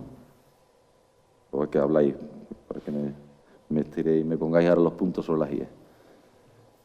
Claro que en el marxismo, en el Diamat en general, sé que hay varias interpretaciones. Se impuso la interpretación monista en la Unión Soviética, la tendencia monista pues oficialmente se impuso, pero como José Ramón Esquinas ha demostrado en su tesis doctoral, pues hay, digamos, interpretaciones, digamos, pluralistas, ¿no? Hay filósofos de algún modo pluralistas. Tampoco quiere decir que sean pluralistas exactamente como Gustavo Bueno, ¿no? Pero de algún modo escapan de ese monismo, digamos, canónico del Diamat, ¿no? Y que se ve muy bien, por ejemplo, en Stalin. Stalin, que en política era un ser superior, indiscutiblemente, me da igual. Política, le dice Kissinger, no lo digo yo, bueno, yo lo suscribo, decía Kissinger que Stalin era el genio en las relaciones internacionales. Y le dice Kissinger que de relaciones internacionales sabe un poquito. Pero de filosofía el hombre, pues, bueno, bastante hacía también. Al cabo, de hecho, se cabreaba mucho con su profesor de Hegel porque no entendía Hegel. Una pedantería, no sé quién entienda, le echaba la bronca al profesor pobre, ¿no? Bueno, pues dice Stalin en su libro famoso, su manual, su panfleto, de algún modo, en su librito de pocas páginas, un librito de 50 o menos de 100 páginas, ¿no? El materialismo dialéctico y materialismo histórico, me parece. Dice, por oposición a la metafísica, la dialéctica no considera la naturaleza como conglomerado causal de objetos y fenómenos, desligados y aislados unos de otros sin ninguna relación de dependencia entre sí. Aquí estaremos de acuerdo. Sino como un todo articulado, y aquí ya estamos en desacuerdo, porque ese todo articulado es como una totalidad atributiva, es una totalidad dogmática, ¿no? Y único. Un todo articulado y único. Claro, y las totalidades, como sabemos, pues son corpóreas. Pasa lo mismo que con las casualidades, ¿no? Un todo articulado y único en el que los objetos y los fenómenos se hallan orgánicamente vinculados unos a otros, dependen unos de otros, y se consideran los unos con los otros. Claro, aquí tenemos el monismo, el mundanismo, aquí tenemos la negación del principio de Simploqué, al menos en cuanto al principio de Simploqué dice que todo no puede estar todo ligado con todo. Aquí parece que dice eso. Es verdad que, claro, nada puede estar desligado. No existen sustancias aisladas en el mundo, ¿no? No existen seres aislados sin vinculación con ninguno de los demás, ¿no? Pero, bien, y Konstantinov, ya un filósofo ya de los años 70, ¿no? Pues da una definición de la materia, ¿no? Dice, de la materia dada por Lenin, la definición de materia dada, es la expresión exacta del monismo consecuente. Hemos dicho, son monistas, pues lo dicen ellos mismos, monismo consecuente. Pero claro, el monismo es inconsistente. De la filosofía monista. Toma, filosofía monista, ahí. Que nos suministra una concepción íntegra del universo. O sea, aquí no la vimos y íntegra del universo, claro. Aquí la materia ontológica general no, aquí lo que hay es materia ontológica especial, el mundo y sustantificado, claro. La idea de la inagotabilidad interna de la materia, de su infinitud, es uno de los rasgos más esenciales de la teoría materialista y dialéctica de la materia. Claro, sí.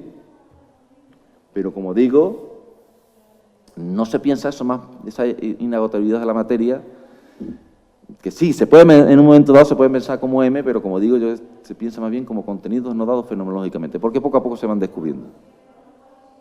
Y yo diría que eso no es... Claro, es un gran todo, dice así Konstantinov, por tanto, una totalidad dogmática. El diccionario soviético de la filosofía, que tantas veces hemos discutido en la Fundación, pues en el año 46 dice, el materialista, dice así, en el año 46, en la edición del año 46, el materialismo dialéctico es monista. Y esto era, claro, el diccionario soviético de filosofía era el oficialismo. Estaba en pleno estalinismo, en fin. Y ahora, dice, es monista y refuta el dualismo. Reconoce que la materia en movimiento es la causa primera de todo fenómeno de la naturaleza. Y la conciencia es lo secundario, lo derivado de la materia. Y Engels decía ya en la naturaleza que nada en la naturaleza ocurre de modo aislado. Claro, porque todo está vinculado con todo. Entonces, claro, de algún modo el Diamat supuso un bloqueo a la idea de materia ontológico general. O no tanto bloqueo porque se pensó precisamente contra el Diamat con este monismo, pero también para extraer la idea de materia ontológico general. Pero hemos visto precedentes en Platón, en Plotino, de algún modo en Aristóteles, pero de una manera sui generis, en Spinoza, incluso si me apuran en la teología negativa de Dionisio la Areopagita, ¿no? Y eso puede decir lo que no es, ¿no? También, pues, y en Kant, sobre la cosa así. Y seguimos avanzando, porque ya acabamos de filmarlo.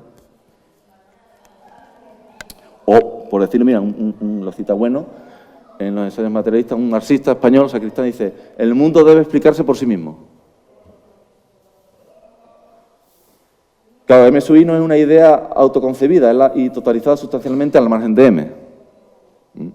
Bien, pero seguimos avanzando. Entonces hay otro filósofo alemán que yo diría, a mi juicio es materialista, aunque él ni mucho menos se autodiagnosticaba así, como tampoco se autodiagnosticaba así en Schopenhauer, ni muchísimo menos, pero ya hemos visto que si es parangonable esa voluntad schopenhaueriana de alguna manera con la materia ontológica general, con todas las críticas y las diferencias que se le puede hacer. Joder. Bueno, nos están martilleando aquí.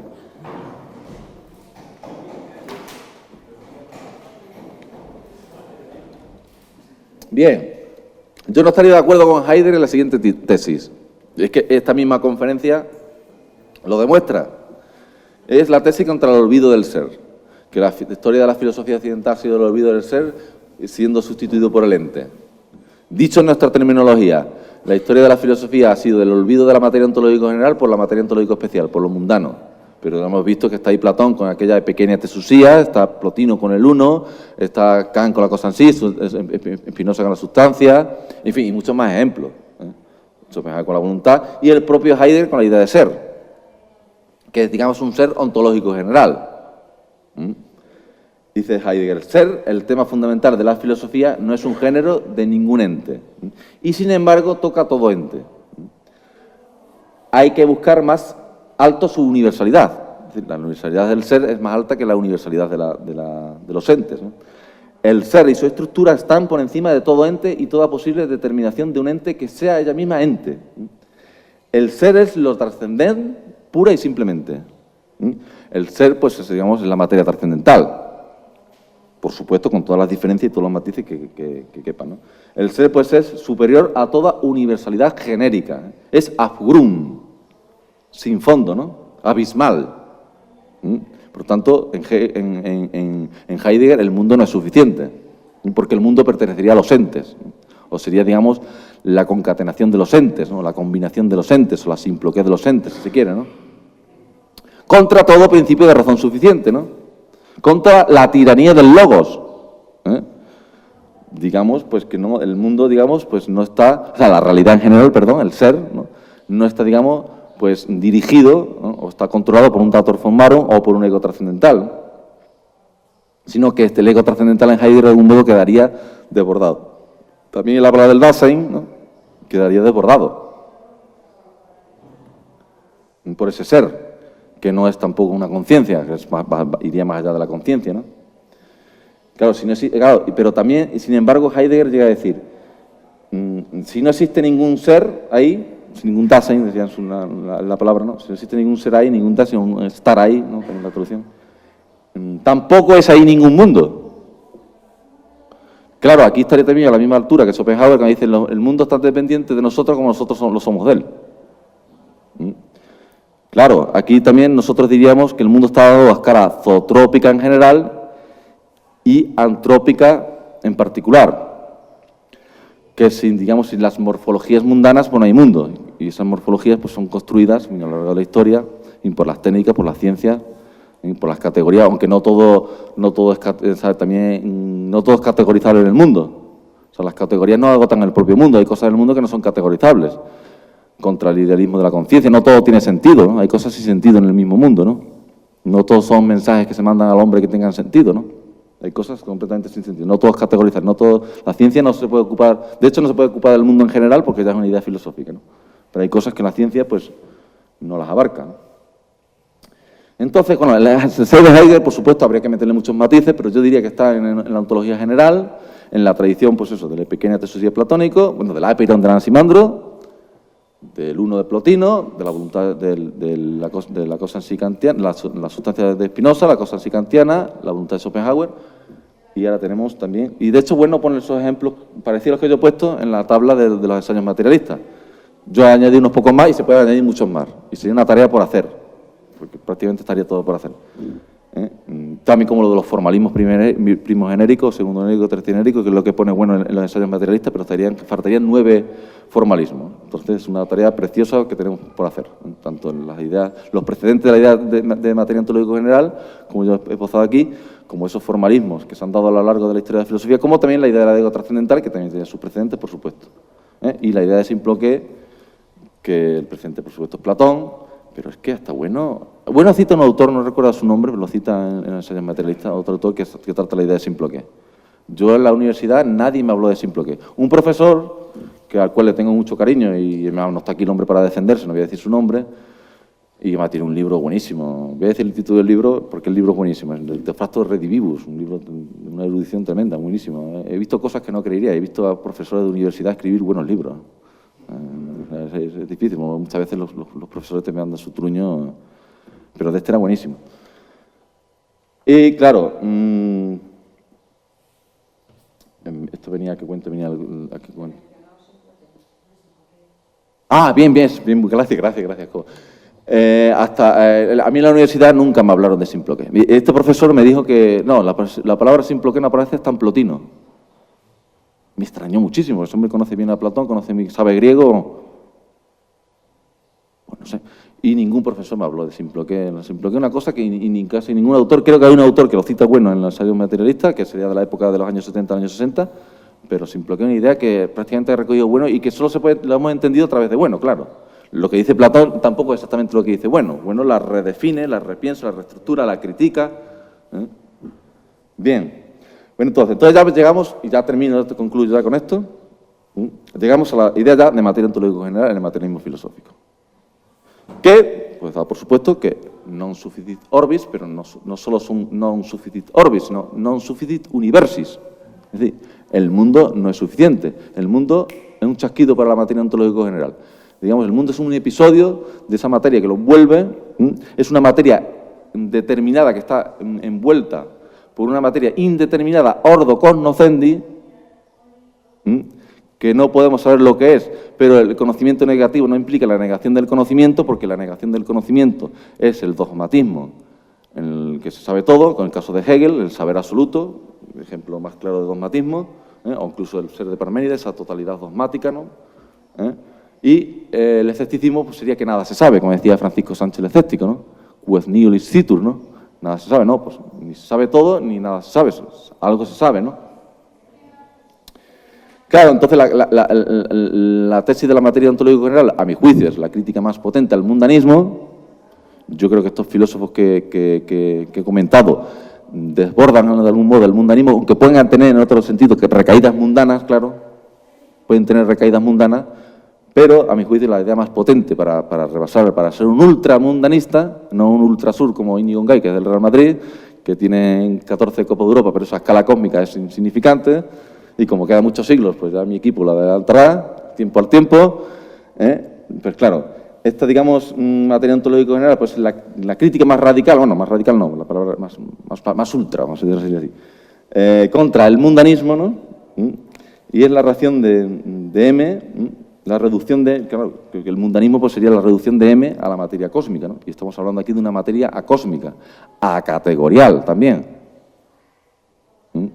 asonora.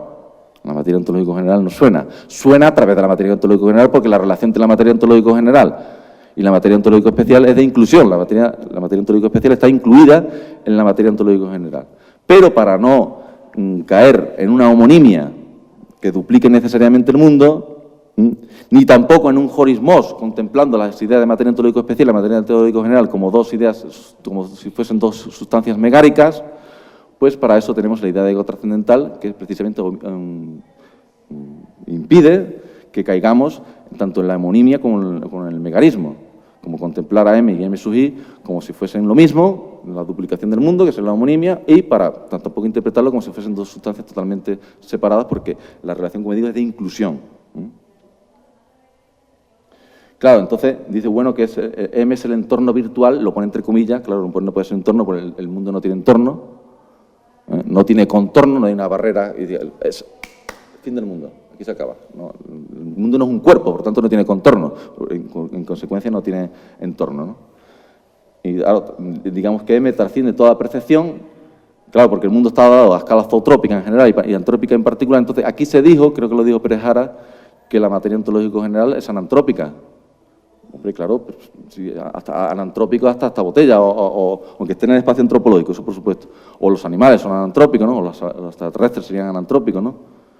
Entonces, claro, no es una materia dada a escala zootrópica ni antrópica en particular. Entonces, en ese sentido sí que es anantrópica. Otra cosa que tengamos que partir del mismo mundo, en esa anástasis, la que acaba de decir Íñigo, creo que era Joséchu el que lo ha dicho esto, ¿no? Claro, si la anástasis está en el momento del regreso y en la divergencia, pues puede haber una anástasis, ahora si quieres lo comentamos, de la materia cósmica, de la materia determinada, de la materia ontológico especial a la materia ontológico general. Pero el camino del progresus sería más bien parecido a una metábasis.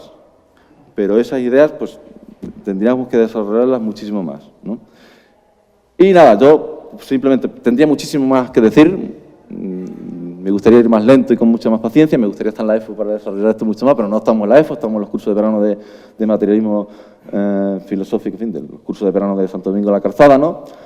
Y yo, para despedir, con una frase de Bueno en los ensayos materialistas, como el mundo no es suficiente, el mundo no agota la realidad, pues el cosmos es solo una idea mítica. Y muchísimas gracias.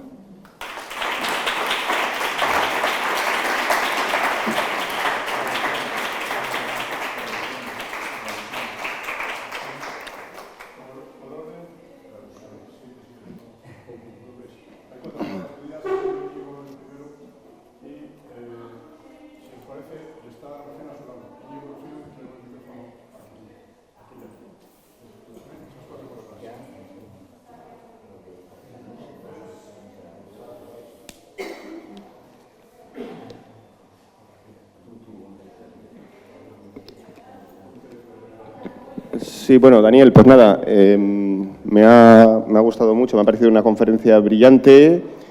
Me ha gustado hasta los chistes que ha hecho sobre el Real Madrid. Pero, no, y luego, claro, es una reconstrucción, efectivamente, una especie de historia filosófica de la filosofía en pequeñito, pero has contado con unos autores esenciales y estoy de acuerdo con todos los diagnósticos que has hecho. Y entonces yo pero bueno, y cada uno de los autores merecería mucho más desarrollo, claro. Y entonces voy a circunscribir mi comentario a dos cosas, a dos contextos, a dos figuras que quizás, bueno, lo que voy a decir no es objeción ni nada, es para que tú lo consideres, ¿no? Tú objeta. No, de verdad que no son objeciones, es lo que creo que te puede enriquecer quizás alguna de las... Sí. Entonces, no voy a hablar de Hegel, que de eso ya hemos discutido largo y tendido en el teatro crítico, sino de Schopenhauer y de Aristóteles. Y entonces, en Aristóteles, para hacer una reivindicación, vamos a decirlo así, desde el materialismo de la idea de acto puro. Que además esto, lo que digo yo, está sugerido, está dicho por Gustavo Bueno en los ensayos materialistas. Entonces, en el acto puro, entonces es una idea que es homonímica respecto al mundo, porque evidentemente es una hipóstasis del intelecto.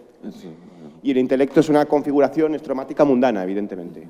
Lo que pasa es que el intelecto, en su sentido ordinario mundano, es siempre... es alotético. Pues eso es la sincategorimacidad del intelecto, de la conciencia, la intencionalidad de la conciencia de la que hablaba Husserl, etc. Pero cuando deja de ser, en el tratamiento de Aristóteles, ya no es, el intelecto puro ya no es alotético, es autotético, porque es noesis, noeseos, noesis. Y entonces, claro, cuando el intelecto es autotético, entonces eso ya no lo conoce ni su madre, ¿no? Entonces, eso se convierte en una especie de extraño y grácil bucle, para citar el libro este de Hofstadter sobre Esser, Gödel y Bach, ¿no? Y entonces, es un bucle en el que no hay cómo salir, porque el pensamiento de pensamiento eso está vacío por completo. Y entonces, por ese lado, se rompe la homonimia, y ya tenemos una idea que es heteronómica respecto del mundo. Ya no es mundana. Y con Schopenhauer pasa 3/4 de lo mismo. Porque has dicho que y además pasa con la voluntad, ¿no? Que es, por cierto, en la historia de la filosofía tradicional, la voluntad y el entendimiento juegan dos papeles muy importantes por toda la disputa de los intelectualistas y los voluntaristas desde Grecia hasta la Edad Media, hasta Nietzsche prácticamente, ¿no? Y entonces, en la voluntad de Schopenhauer, también la voluntad, de nuevo, es también como configuración estromática del mundo, la voluntad en el sentido psíquico normal es también alotética, ¿no? Pero en Schopenhauer ya no, de nuevo es autotética. Y entonces, al ser autotética, ya no es homonímica, es heteronímica, porque una voluntad de sí mismo, eso no hay Dios que lo entienda tampoco. Ajá. Y eso es lo que ahí se nos abre hacia la materia ontológico general, hacia el plano, por lo menos, hacia el plano ontológico general. Que luego hay muchos problemas en Schopenhauer por el monismo, precisamente, que decías. Y luego yo quisiera decir que hay otra forma, porque tú has dicho que Schopenhauer es materialista por cuanto que es antimundanista por la voluntad, que es, me ha gustado mucho la fórmula, el antiespíritu absoluto, ¿no? En ontología general, pero que luego en ontología especial es idealista por el formalismo secundario, aunque has matizado que es un formalismo secundario, pero no del sujeto social. Bueno, pero del sujeto social y no del sujeto psíquico, que no es un solipsista. Bueno, hay una tesis en Schopenhauer que es una tesis fundamental en su ontología especial, que es absolutamente materialista, como vamos, materialista vulgar, vulgar. Y esto lo tengo trabajado yo en un artículo en el Basilisco que se llama Schopenhauer y los animales. En ontología especial, esa tesis que digo es la tesis según la cual Schopenhauer la formula en muchos lugares y en muchos sitios, pero vamos, particularmente en la voluntad, en la naturaleza y en otros lugares, según la cual, así como no hay pensamiento, no hay proceso digestivo al margen del estómago, tampoco puede haber pensamiento al margen del cerebro. Y entonces los vivientes incorpóreos quedan absolutamente descartados, etcétera, etcétera. En Schopenhauer hay un materialismo vulgar, casi de boticario, que decía bueno muchas veces, influido por Vogt, por Molotov, por toda la fisiología del siglo XIX realmente. Claro. Y eso hay que tenerlo en cuenta también, claro. Sí. Y nada más, simplemente estas dos cosas. Sí, sí, sí. Pues sí, pues bastante de acuerdo, muchas gracias. Claro, ese pensamiento es autotético, evidentemente. Dios solo se piensa en sí mismo, solo Dios es teólogo. Claro. Pero también hay otros atributos, también cuando hablas de que es vida, que es feliz. Dios es vida, es feliz, ¿no? Que es un gran animal, ¿no? Entonces, claro, digamos, parece que está construido con componentes, contenidos mundanos, extrapolados pues, al infinito, claro. También es verdad que dice Chopin, que dice Aristóteles que con Dios no cabe amistad. Claro, precisamente porque no conoce el mundo. Entonces sí, en Aristóteles puede ser heteronímico, puede escapar al mundanismo, pero hay partes que no. Es lo que... Y yo diría que, por ejemplo, en Schopenhauer pues sería más materialista en ese sentido, que sí escapa, que después en ontología especial puede haber un materialismo grosero, por lo que has comentado, pero su tesis de la voluntad, pues... Grosero no quiere decir falso, Sí, bueno, primogenérico, claro, también, claro. Pero con su tesis de la voluntad pues se remonta a algo parecido a lo que nosotros llamamos materia ontológico general. Y eso es lo que te puedo responder, que digamos que Aristóteles, pues sí, en parte no. Simplemente eso. Pues nada, que hable. Bueno, en mi caso son solamente dos anotaciones. La primera, siguiendo en continuidad con Íñigo, y en la referencia que has hecho a la música, simplemente comentar que efectivamente hay muchos elementos de Schopenhauer que se pueden rescatar desde el materialismo filosófico, incluyendo también el tema de la música. Gustavo Bueno, en el curso de Filosofía de la Música que dio en el Conservatorio de Oviedo, pues hace referencia precisamente a la filosofía de la música de Schopenhauer. En su clasificación, quiero recordar ahora, de las diferentes teorías sobre la música, recoge las positivistas, las que se hacen de las ciencias o desde la musicología, desde las técnicas, las filosóficas y las filosófica positivas. Sería el caso de Schopenhauer, porque, bueno, por ejemplo, subraya, con razón, que Schopenhauer sí sabía mucho de música, ¿verdad? Otra cosa es la correspondencia que él hacía entre, que esto Vicente seguramente podrá hablar mucho más y mejor, que a lo mejor entra dentro de las alegorías, ¿verdad?, de cómo los bajos, ¿no?, representaban la voluntad, ¿no?, y cómo entonces en la orquestación, pues eso, él divide los sonidos medios, los sonidos agudos, ¿verdad?, y toda la razón, efectivamente, a lo que ha dicho Íñigo y lo que tú has recogido, de que la voluntad no es subjetivista, sino que efectivamente incluso está fuera del mundo, y la música precisamente por eso sería la más excesa de las artes, porque representan la esencia del mundo, ¿verdad?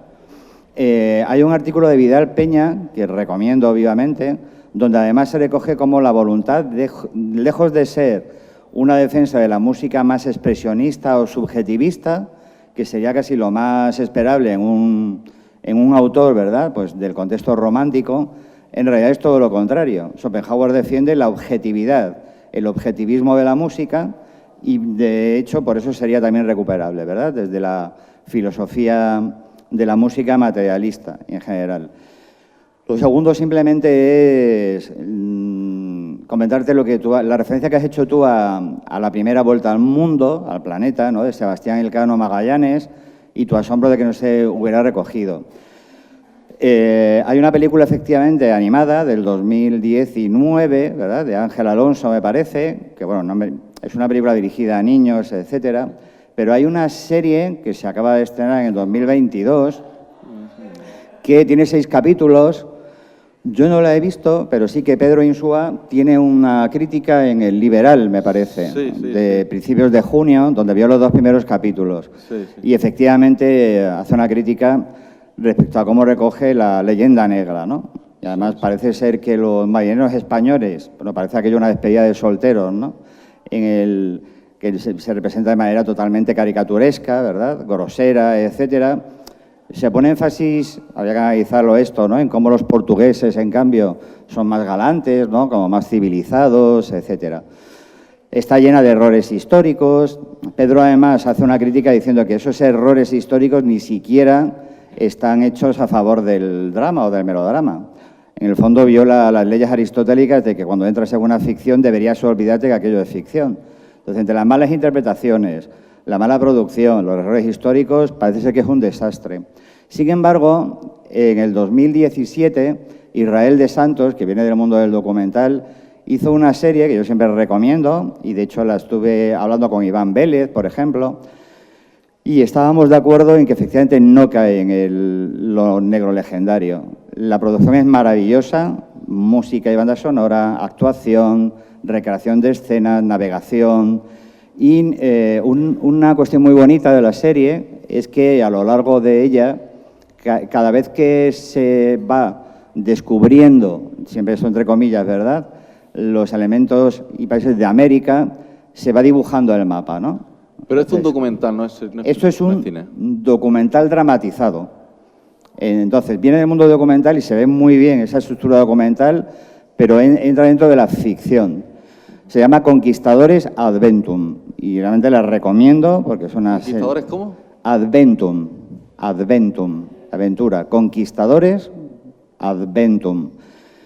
Y la recomiendo vivamente y en los últimos recorre desde el Cristóbal Colón hasta justo el momento en el cual se da la primera vuelta al mundo. El último capítulo lo recoge, ¿vale? Simplemente esto. Gracias. Gracias. Muchas gracias. Más que la voluntad esté fuera del mundo, Schopenhauer llega a decir que la voluntad es el interior del mundo. Lo dice con esas palabras. Y respecto a la música, pues ahora Vicente, si quiere, nos matiza. Yo, desde luego, me parece una tesis falsa, pero me parece fascinante, me parece bonita, por decir un término más bien cursi. Me parece imponente, ¿sabes? Me parece tremendo. La música es la manifestación inmediata de la voluntad, o sea, la música como lo más grande, la música es lo que más te llega. De esto de las artes, a mí la que más me llega. Ni el cine, ni la literatura, ni la pintura. No va de la música, no va nada. Ni la filosofía, si quieres, si me apura. La filosofía, la música es una expresión más alta que la filosofía, ¿no? Creo que decía en Beethoven, ¿no? Bueno, yo voy a seguir abundando en esto, claro, porque además incluso me provocaste. Ah, está bien. Entonces, me lamento que haya gente que no está y porque eso que me provocas de alguna manera a tratar, me alegro que lo hayas hecho. Cuando se habla de materia ontológico general y, por ejemplo, don Gustavo cita la sonata 14 de Mozart, que no es algo casual que cite la 14, yo estoy a punto de sacar un artículo en el Anuario de Filosofía de la Música. El artículo que voy a enviar es precisamente el ver por qué puso, es decir, no fue algo casual o arbitrario, sino que eligió una sonata muy peculiar. La sonata 14 de Mozart es muy peculiar. Entonces, ¿qué podemos decir de la materia ontológico general en la sonata 14 de Mozart? Pues en su análisis, la sonata 14 está en el mundo, como es natural. Se totaliza a través de las coordenadas del ego trascendental. ¿Y qué podemos decir de la materia ontológico general? Los momentos desbordantes de M sub I. los momentos desbordantes que están en la sonata 14 y que ya están en un punto límite. En un punto límite. Y entonces la comparación que hace Gustavo Bueno, y es a través de Schopenhauer, es muy importante que en las teorías del arte que establece don Gustavo hay 3 tipos de objetivismo estético aparte del nuestro. Cuando digo el nuestro, quiero decir el del materialismo filosófico, que es el objetivismo naturalista, el objetivismo creacionista o culturalista y el objetivismo ecléctico. Claro, Schopenhauer no está ahí, pero no está en el objetivismo del materialismo filosófico. Y lo dice don Gustavo de la siguiente manera. Mozart, las operaciones que hizo Mozart para la sonata 14, quedan tan en el fondo de la morfología de su sonata 14 como puedan quedar los rayos cósmicos que determinaron la mutación de los antepasados del estegosaurio. El materialismo filosófico, según esto, propicia la consideración de las obras de arte sustantivo no ya tanto como obras del hombre, expresivas de su esencia, sino como obras que, constituidas sin duda a través del hombre, sin duda, no puede haber nada anantrópico porque para poder llegar a esos límites hay que estar a través del hombre, puedan contemplarse como dadas en el ámbito de la materia ontológico general, es decir, que no son ni naturaleza ni cultura, puesto que ni siquiera pueden entenderse en el ámbito de la naturaleza. Y entonces dice, cuando dice lo de la naturaleza, y ahí está la analogía de atribución, y aquí está la diferencia, dice, lo que no quiere decir que el arte, la música como quería Schopenhauer, haya de considerarse como una manifestación de la voluntad misma, es decir, nos separamos de eso. Entonces, ¿qué quiere decir esto? Quiere decir que cuando decimos materia ontológico general, se puede coordinar con la voluntad de Schopenhauer, pero hay diferencias sustanciales. ¿Cuáles? Que esa materia ontológico general son los momentos desbordantes de la discontinuidad de interpretaciones de esa morfología que está en el mundo. Entonces, ¿qué quiero decir yo cuando digo esto? Pues esto, solo esto, nada más, que es mucho, ¿eh? Mucho. Paso a Tomás. Pues nada, muchas gracias, Vicente.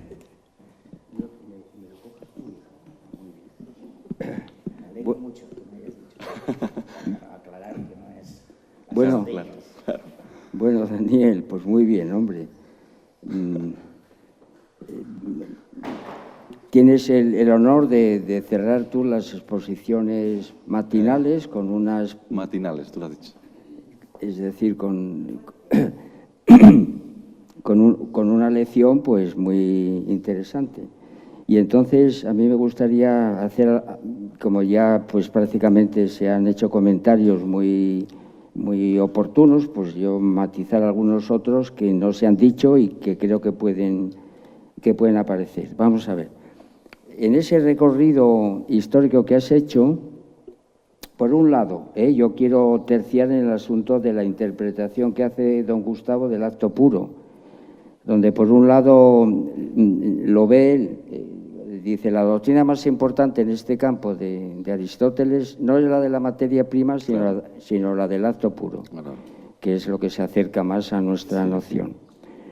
Y dice, esta doctrina arremete contra la homonimia platónica, sin duda alguna, ¿verdad? Y es una construcción muy aguda, dice don Gustavo. Es cierto que se funda en la hipóstasis de una materialidad mundana, que es segundo genérica, pero luego inmediatamente añade, pero esa estructura no tiene contenido mundano alguno, está totalmente... Y entonces, al no tener contenido mundano alguno, pues de alguna manera no es mundaneísta, claro, esta es la cuestión. Y entonces tiene que tener otro ámbito, esta es la primera cuestión, que quería yo matizar sencillamente porque el análisis de don Gustavo pues es amplio, es extenso y además aparece en otras situaciones de otra manera, en fin. Segunda objeción, bueno, objeción no, ¿qué va? Esto es, de alguna manera, pues una sugerencia que yo te hago. Bien. Y es, para que completes ese desarrollo. Don Gustavo, cuando hace el comentario a ese cuadro, a ese despliegue, donde él dice que realmente esto no es una cosa suya, sino que lanza esa gramática de la filosofía y se ha encontrado con todo esto, es decir, y que el precursor de esa doctrina de los tres géneros de materialidad pues es Platón, ¿verdad? Y va hasta el Tiamat, y esto que dijimos. Sin embargo, don Gustavo reconoce que hay unos autores, que son Simmel y Popper, que realmente pues inciden en una cosa parecida, pero claro, él marca sus diferencias y no tiene absolutamente nada que ver, ¿verdad? No hay correspondencia, sin duda alguna, porque la correspondencia del que él habla en ese cuadro no dice identidad, no tiene absolutamente nada que ver. Pero también nos hace otra sugerencia, y vuelvo a repetir yo, porque esto lo vengo diciendo desde el primer día, que puede convertirse precisamente en un tema de investigación, de una tesis doctoral. Porque dice, entre los autores que no tienen en la casilla de M, que no tienen un término adecuado, pues dice taxativamente que algunos de los géneros de materialidad tienen también funciones de M. Y entonces él apunta, por ejemplo, pues Descartes, ¿verdad? El Dios de Descartes, M3, puede a veces tener funciones de materia ontológico general. Y eso se puede aplicar al resto de autores allí citados que no tienen término particular. Muy bien. Esto por un lado. Por otro lado, yo quiero felicitarte de la misma manera que hice con Íñigo, porque nos ofrecéis materiales gnoseológicos importantes. Él, pues eso, un teorema, una estructura geométrica, una ley fisiológica, etcétera, y tú nos has puesto mapas. Amigo, y eso está muy bien. Yo en el momento que empecé a ver los mapas que nos presentabas aquí, no pude por menos de recordar, pues claro, naturalmente, dos textos fundamentales de don Gustavo. El primero de ellos, como es lógico, el mapa como institución de lo imposible. ¿Y qué vi ahí? Pues naturalmente mapas analógicos, diversos, varios, ¿no? Y entre ellos, pues mapas cosmológicos, pero algunos de los que tú pusiste, pues se aproximan a lo que don Gustavo llama, pues, mapas anicónicos, porque había letras, había y eso ya es otra cosa, ¿verdad? Sí. Con lo cual, pues nada, felicitarte por esto que te pareció a ti bien, precisamente para decir que la materia ontológica general para hablar de ella no es suficiente el mundo. Y entonces, luego llegaste al universo, claro que está muy bien, has hecho ese recorrido, ¿verdad? Y yo, pues, el otro término que tiene enorme, el otro texto, si te das cuenta, cuando él habla del ego trascendental, lo considera como una alegoría del mapa mundi.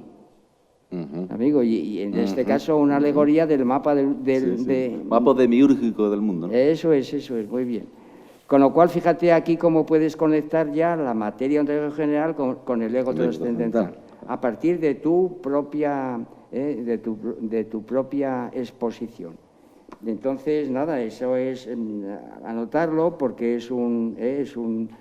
Y como has hablado de Felipe II, y ahora se ha suscitado aquí la polémica entre portugueses y españoles sobre la circunvolución, pues esto, claro, evidentemente, esto sugiere la dialéctica entre los imperios. No solamente Felipe II, es decir, Felipe II y el imperio portugués, que pusieron trabas a esa vuelta, como sabemos perfectamente, y que esa dialéctica continúa en el presente, a propósito de ese mismo asunto, porque los portugueses tienen la cara dura de reivindicar la grandeza de esa operación. Y aquí somos tan maricomplejines que no la reivindicamos. Esto es. ¿Por qué? Porque tenemos esos complejos que tendríamos que superar y, bueno, pero que quiero decir que eso, dialéctica de los imperios. Bueno, tengo que apuntarte también que entre los recorridos he echado en falta más autores dentro del Diamat. Has hablado de Stalin, de Konstantinov, claro, pero Lenin, Sugailin, sencillamente porque ellos ofrecen unas nociones que don Gustavo toma. Sí, sí. La idea de inagotabilidad, la idea de infinitud, y eso está en el Diamat, que no es incompatible, por tanto, con... No es incompatible, pero yo diría que se aproxima mucho más a la idea del material ontológico general, por ejemplo, la sustancia espinosa, incluso el uno de Plotino. Bueno, no, que yo no te voy a decir cuál se aproxima más, sino que como tú has hecho el recorrido, pues que me parece bien que hayas hecho lo de la referencia a Stalin y a Konstantinov, pero que acaso sea injusto no haberse acordado de Lenin. Claro. Lenin habla de la materia infinita. Eso es, y de Sugailin, ¿no? Pero es un monismo, claro. Hombre, que sí, pero es que esto lo estamos viendo. Aunque haya componentes que se puedan interpretar como materialistas ontológicos generales. Claro, no, pero es que estos estromas se cruzan, y esta es la grandeza de la obra de don Gustavo, que sabe precisamente con su gramática de la filosofía, sabe pues catalogarlo, sabe distinguirlo, puede hacerlo. Desde otros sistemas no se ve. No, claro, es la potencia que tiene el materialismo filosófico de envolver con sus mallas los demás sistemas. Eso es, de este enorme telescopio que te permite ver estas cosas que no son menores, que tienen mucha importancia. Este Jane West de Gustavo Bueno. Eso. Yo en este sentido, pues eso, rompo. Y luego ya, finalmente, yo realmente me sumo a lo que acaba de decir Vicente, ¿verdad? Lo de considerar asuntos anantrópicos, a mí me parece que es una expresión siempre de realismo ingenuo. Es lo que veo.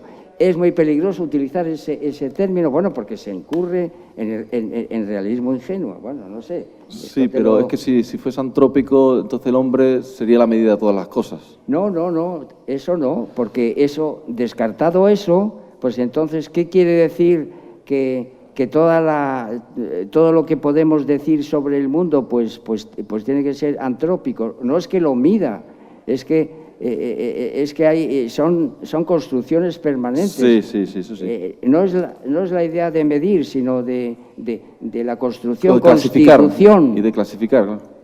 Pero también constitución, construir. Ajá, Eso es. No, yo no quiero decir más que eso. El mundo es una construcción, al fin y al cabo. Claro, es una... Sí, es una construcción. Y luego ya no está dado en hilo tempore, eso sería, digamos, realismo ingenuo. Una vez marcado todo esto, pues luego decir que en nuestro caso, claro, esto también hay que decirlo, hay que apuntarlo, porque a mí me parece que no lo he oído, y a lo mejor yo te sugiero que eso hay que incorporarlo, ¿verdad? Es decir, la vía regresiva, fundamental, a partir precisamente de las experiencias que tú has marcado. Esto no lo tengo yo en absoluto en duda. ¿Y por qué no hay homonimia, dices tú? ¿Por el ego trascendental solo? No. Bueno, no solo, claro. Sino porque hay otro momento que es el progresus. Ajá, exactamente. Y en el progresus, pues de alguna manera se matizan todas las cosas, y entonces, pues, el ego trascendental hace de enlace entre ese mundo al que ha progresado la materia ontológica general, y esa materia ontológica general... Es que precisamente el ego trascendental lo que hace posible es el regreso y el progreso. Por eso, a esto vamos. Y entonces a mí me ha parecido que has puesto solamente hincapié en el regresus, y esto ha faltado. Eso no lo he oído yo. El progresus, el tiempo me ha comido. Pues nada, enhorabuena, y eso es lo que te quería decir. Pues muchas gracias. Bien. Te temo, Carmen, te temo. No, vamos a ver. Aquí se va a liar hoy, Gardel. Yo he leído en la pantalla una frase me parece interesante. Dice así: cuanto más metafísico sea un sistema filosófico, tanto más mundaneísta será. Sí, señor. Y yo quiero aclarar, para llevármelo claro de esta espléndida semana, a ver si entiendo yo bien el significado de mundaneísmo. Es decir, sería esa posición desde la cual se intenta interpretar la realidad desde M-1, M-2 y M-3, prescindiendo completamente de la materia ontológico general y del ego trascendental. De algún modo también, claro. Sí, ¿Es sí. eso? Sí, sí, sí. Respecto a la palabra mundaneísmo, es que a mí me suena mal. Yo prefiero decir mundanismo. Pero, O en fin. mundanismo, a lo mejor No, da igual, es que lo he leído mal. Tomás, no, lo has leído bien. O lo habré leído mal, no sé. Tomás hablaba el otro día de mundaneísmo. Da igual, es lo mismo. Mundanismo, porque, como te dé más coraje. Pero efectivamente sí. Mundanismo es reducir la realidad a los tres géneros de materialidad, porque si no también postula el ego trascendental, porque es aquello que nos posibilita el regresus y el progresus a la materia ontológico general. Entonces, es un reduccionismo a los tres géneros de materialidad, básicamente. Vale, muchas gracias. Eso sería un trialismo, si se quiere. Eso es lo que... Y muy buena tu lección. Gracias, gracias.